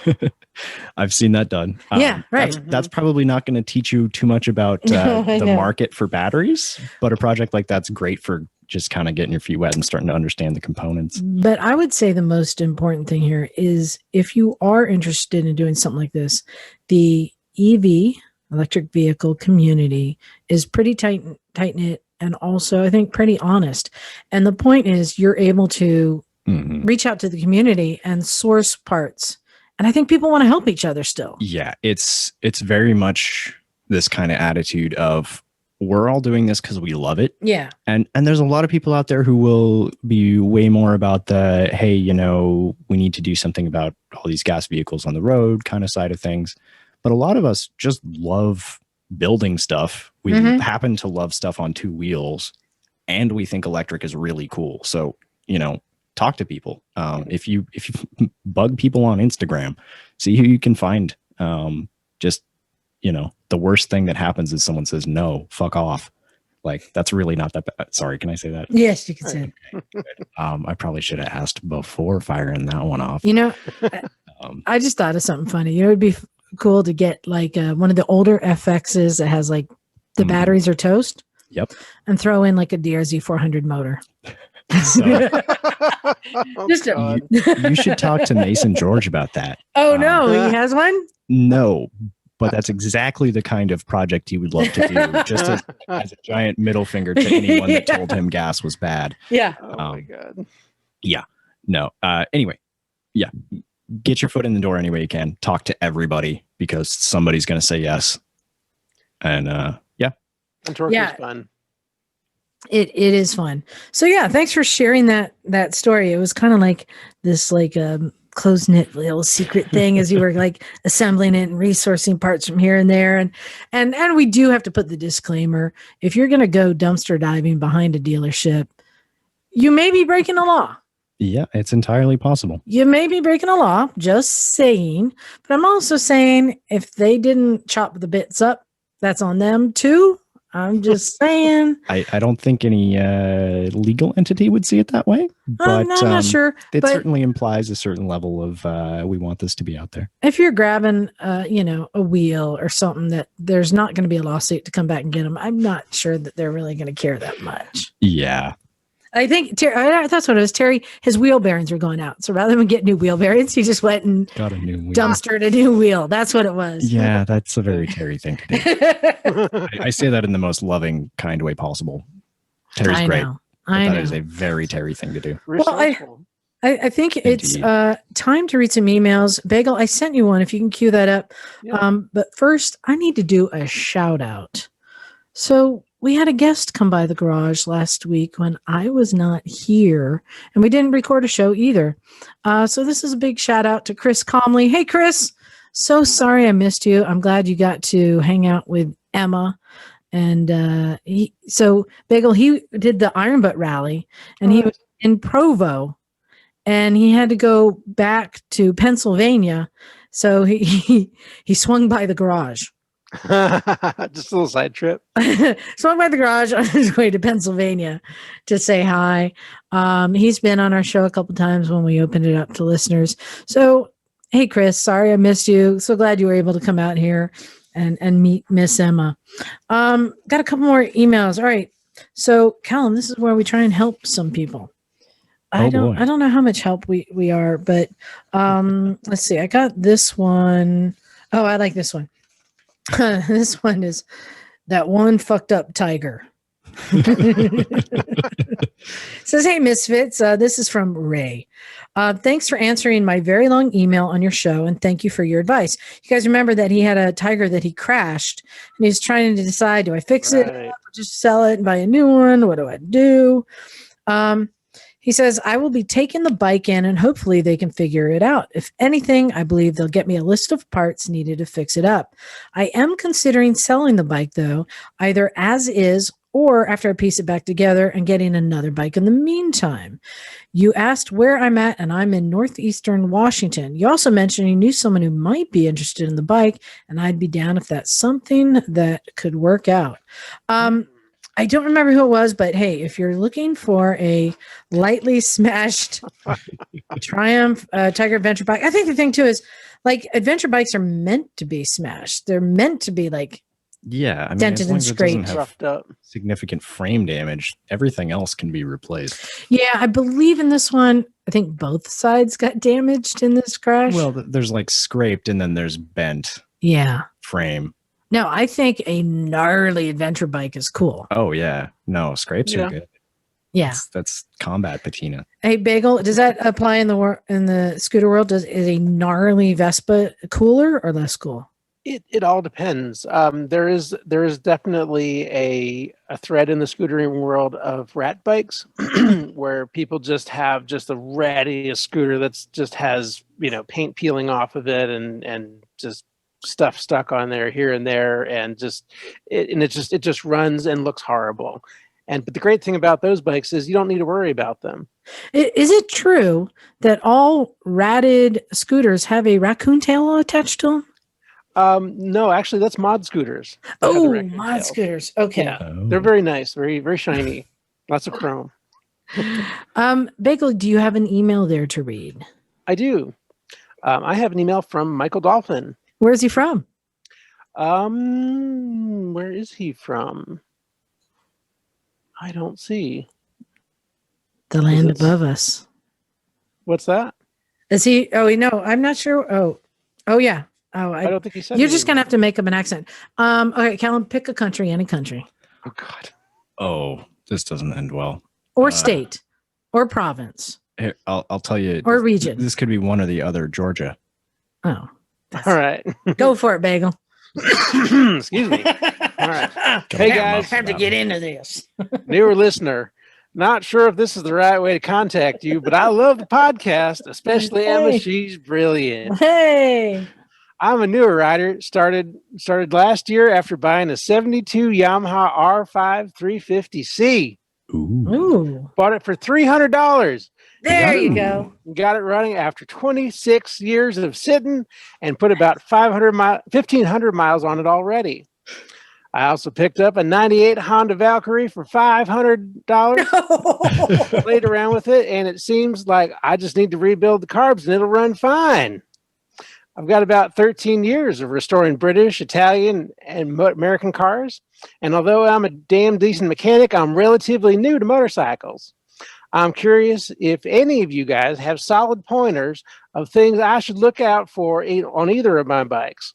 Feel free to check out my Instagram if you want to see the bikes or cars at Dolphin Mike. Thanks, guys. Dolphin Mike, I'm guessing not from Georgia. Maybe Florida? That's Close? a good guess. That's close. That's a good guess. So let's see. He's got an old Yamaha, was it? And then it's a 72 Yamaha R5 350C. And then the Valkyrie. And then a 98 Honda Valkyrie. All right. So basically he wants tips on his $300 and $500 bike. Yes. I got a great tip. Don't go far. At least not right away.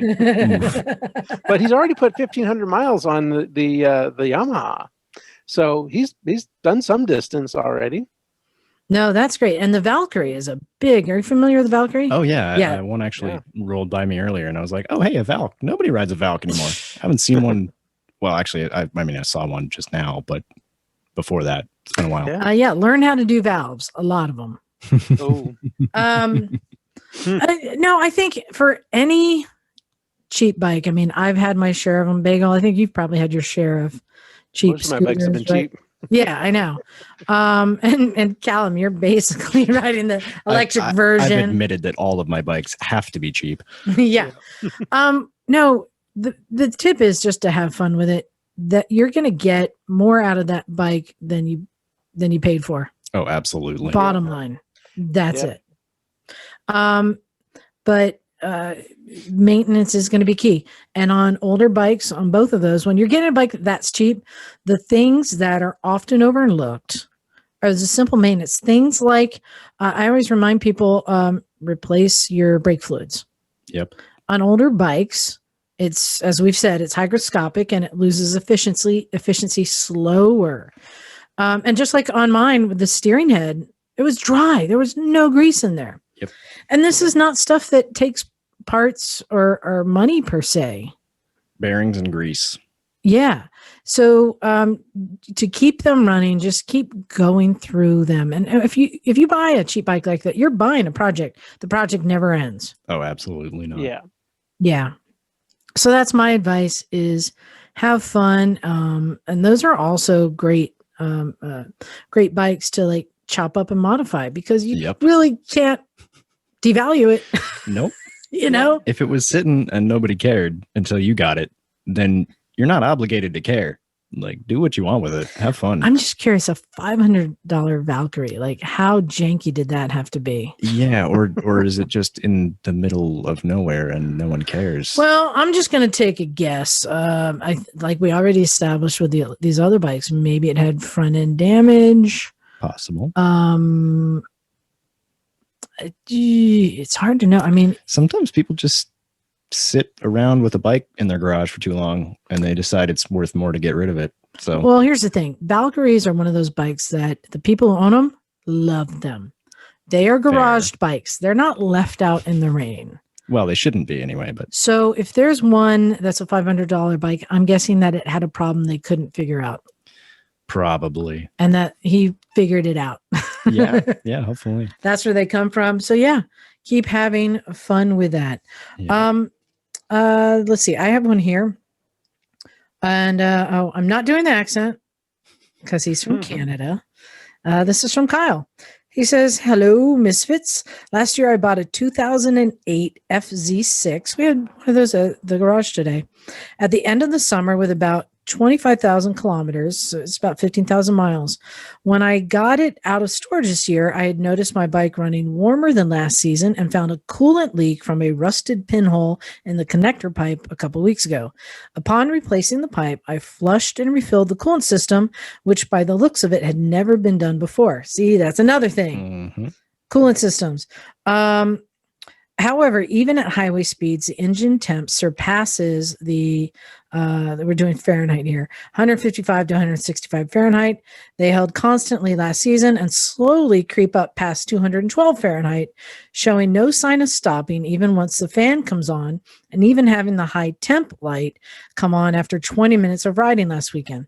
Along with the coolant flush, I've tested the thermostat in a pot of boiling water, and it opens and closes at its appropriate temperature, although I'm not 100% sure it opens enough. While bleeding the coolant system, the coolant level drops at the radiator cap if I rev the engine, so the water pump seems to be working properly, and squeezing all the hoses disturbs the coolant in the radiator cap as well, leading me to believe they are free of blockages. Are these bikes susceptible to air in the system that I should be bleeding it multiple times? Or am I looking at something more sinister like a blocked radiator? Thanks for the help and hoping to hear your thoughts on the podcast tonight. All right. Coolant systems. Bagel, what do you think on this? You probably have some experience with these. Well,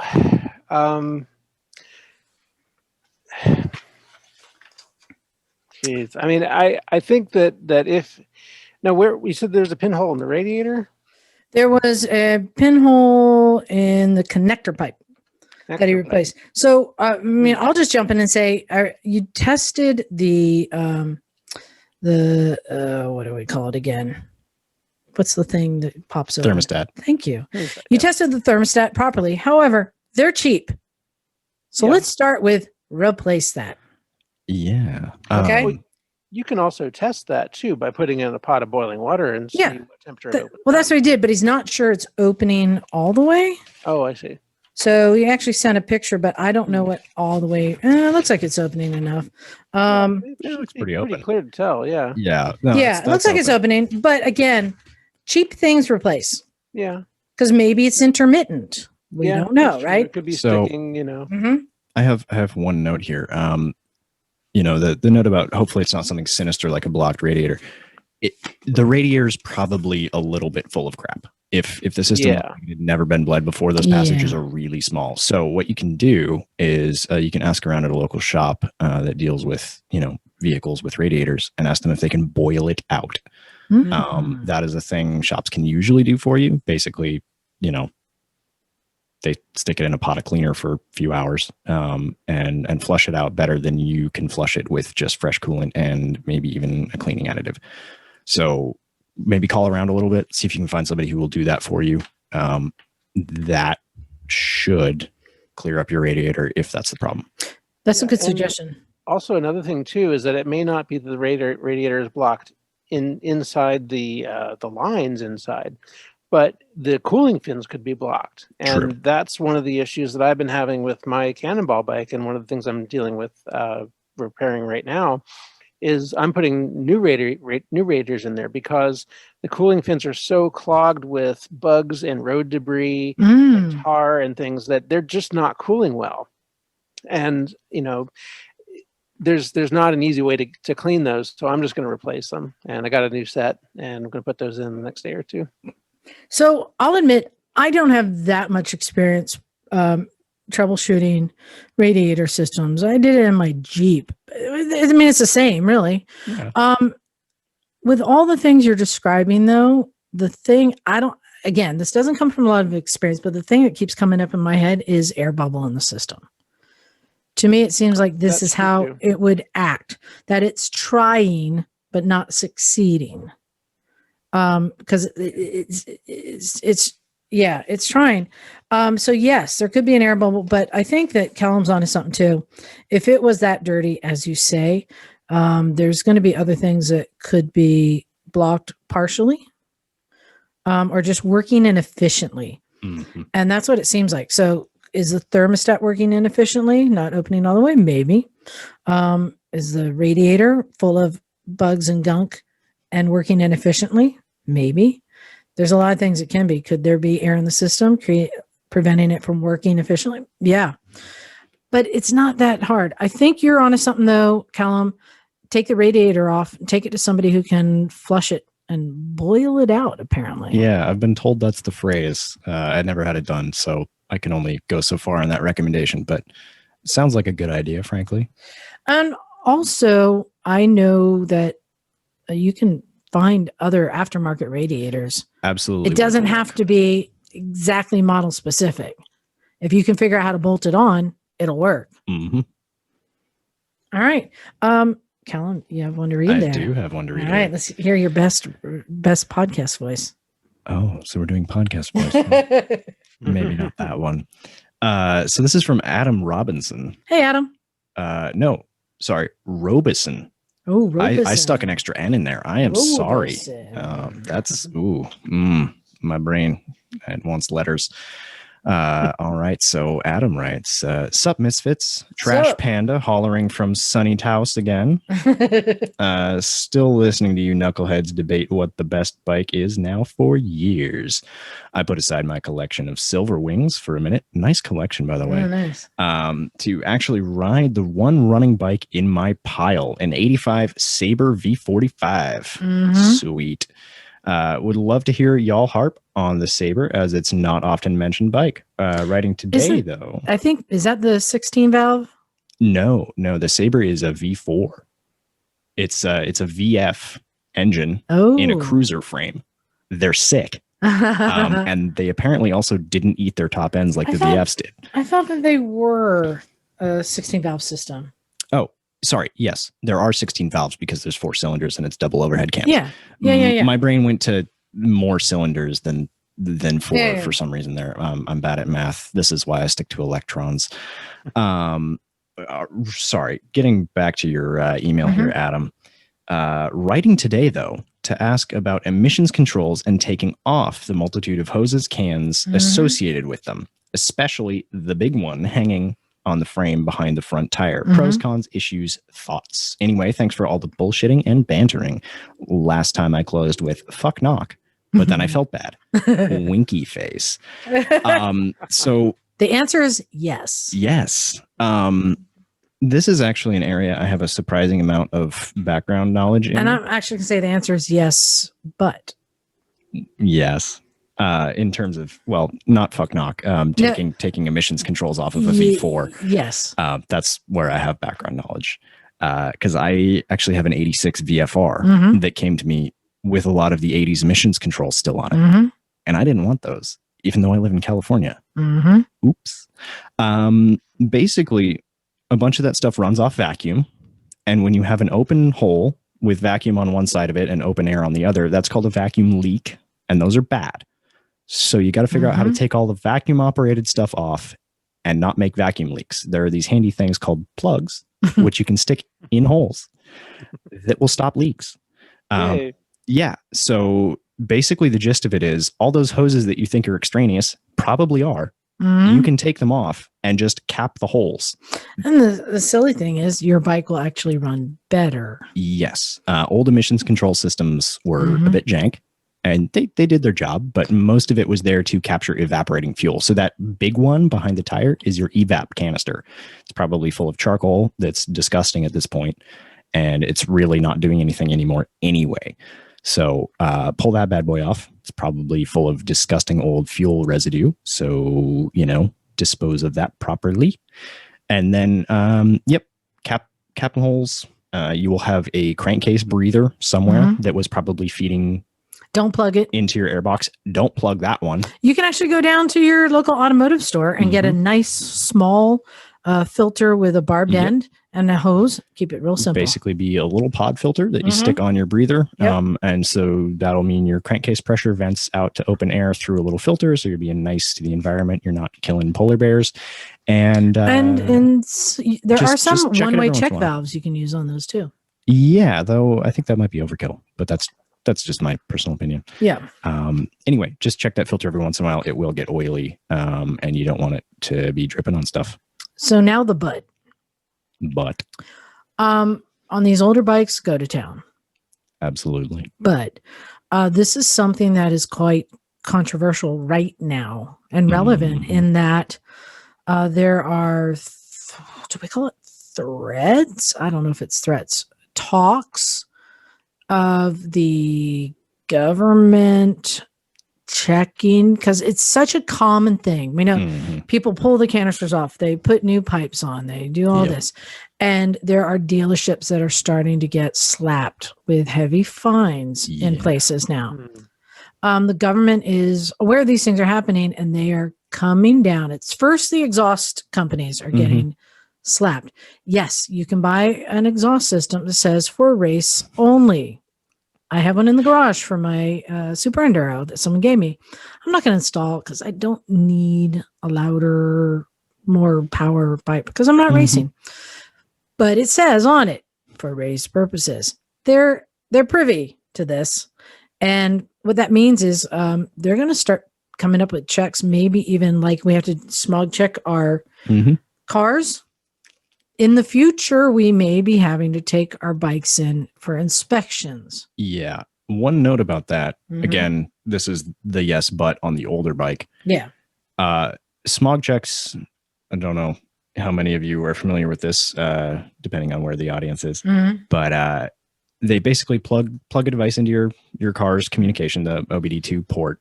And then the car actually tells them what's going on as they monitor stuff. There's a few sensors they place outside the vehicle, but mostly it's the car talking to their computer while you run the car.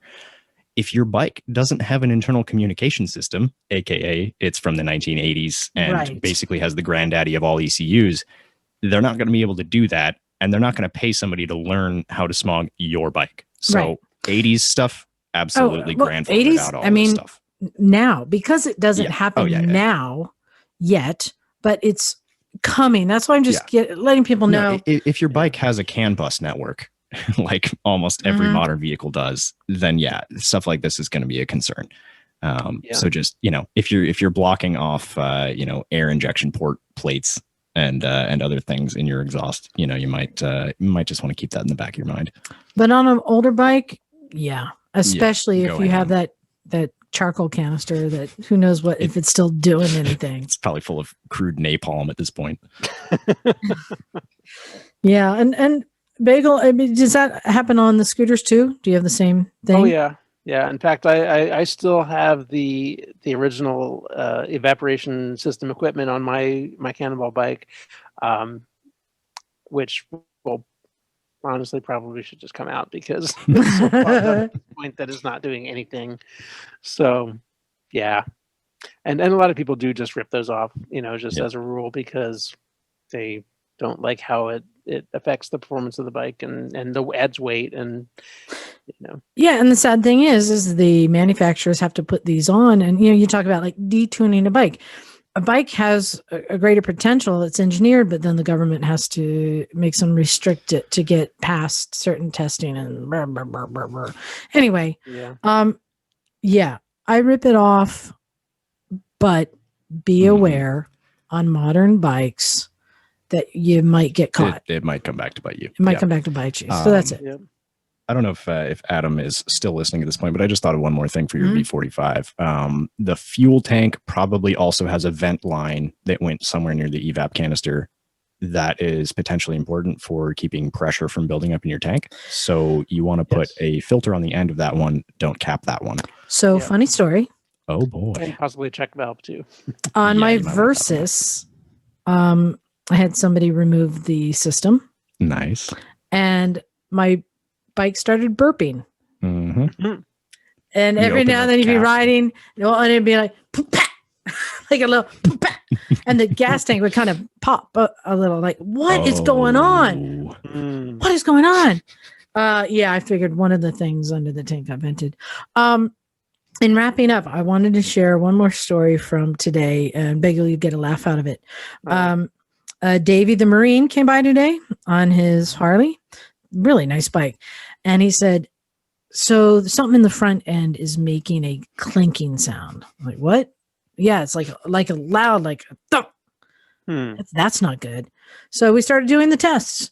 Check the head bearing, the nut tight. Put it up on a jack, and we're yanking the wheel to check the bearings and everything. Didn't move. We checked all the triple bolts, like everything on the front end. I'm like, dude, are you sure it's not like your saddlebag, like something like smacking? He goes, no, it's coming from the front. So I hopped on the bike, took it down the street, just pulling out of the driveway. It goes, kunk. I'm like, whoa, like a sharp. That's not a good sound. Right. I just managed to go about 3 doors down and count. And I'm like, oh, no. I am going back. It sounds like something's about to fall off. Right. And we're just going through the bike. Couldn't find it. We're trying everything. Henry shows up. He test rides it. He goes, yeah, it sounds like it's coming from the wheel. The wheel. Uh-oh. Like what? So we're again checking all the axles, everything. Nothing is loose. I'm like, it doesn't make sense because that loud cracking that's resonating through the frame, like some a spoke wheel or these are spoke wheels, yeah. Like something is moving enough, not like a little grr, like crack, right? Yeah. Couldn't figure it out. Mikey 3 times shows up. I'm like, Mike, go ride this bike, see if you can figure it out. He rides it and he comes back like, oh yeah. That's a bad sound. And he just starts putting his hand all over the bike. He goes, found it. Motherfucker. Oh, yeah? What'd you find? It was the gas tank. The gas tank bolts were loose. So the gas tank, which is mounted right behind the fork tube. Right. Or behind the, right between you head and the tube wheel. Was just going crack, crack, clunk, clunk. On the bolt. Clunk, clunk, clunk, clunk. And he tightened it up, rode that home. He sent me a message, goes, oh my God, my bike is so much better now. So obviously the takeaway here is just get an electric bike, then you won't have a gas tank. Yes. I'm sorry, I'll lay off it. No. No. Just to be clear, I do enjoy gas bikes as well. Yeah, yes, you do. No, I think the lesson is keep asking more people for their opinion.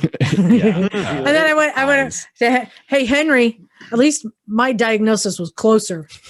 The wheel. What were you thinking? I was going to guess he had a gremlin bell dragging on the pavement, but that's just me. It's so bizarre. It was up there with, you haven't heard this one. No. We tell this all the time.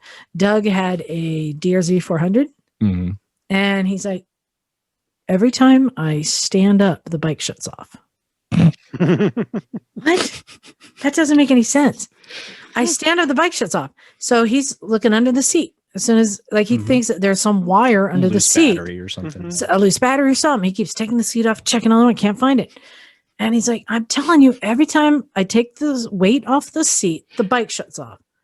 What? And so I went and rode it. It didn't do it.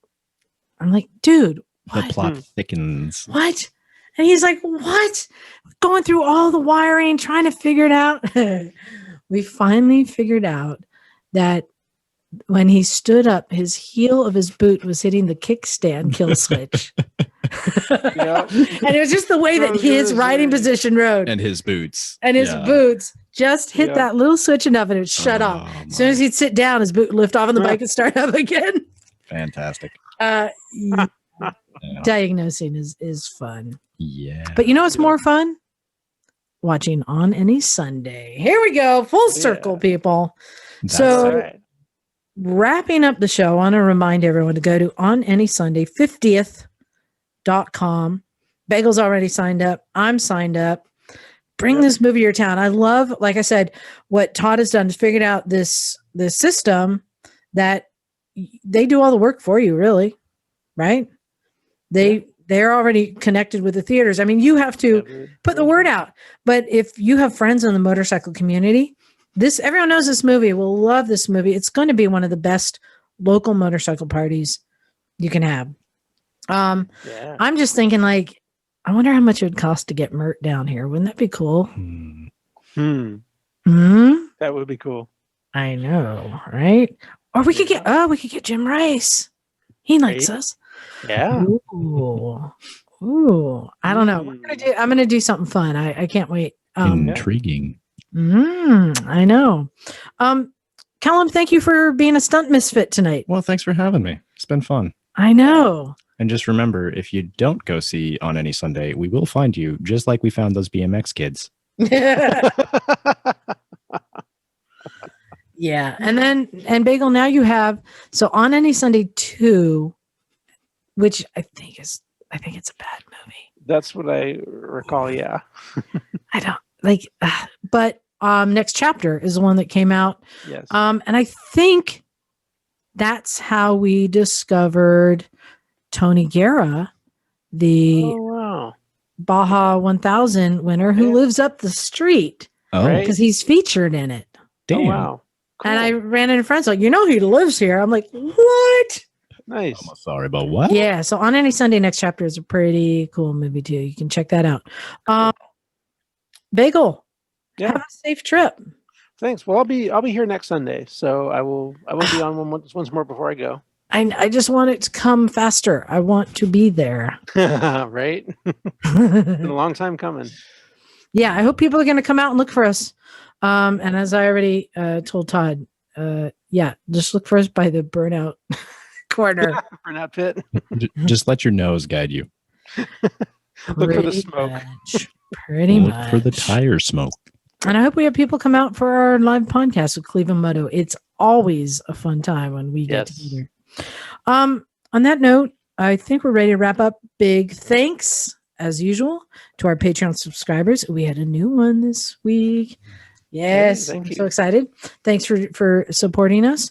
And go to motorcyclesandmisfits.com and you can find all our back episodes and pictures of who we are and what we look like so that you can hunt Bagel down at AMA Vintage Days. Just look for the ginger on the scooter. Can't miss me. Bagel, will you still have your mud flap? Well, it's a bit shorter now. Okay, yeah. I've gotten a haircut since then. The luscious locks. But it's still a little luscious. You got a mud flap, dude. A little bit. Mini flap. Party in the rear, dude. Party in the rear. Party on Just a guard. little party. Awesome. So thanks everyone for listening. So Callum, here's what's going to happen.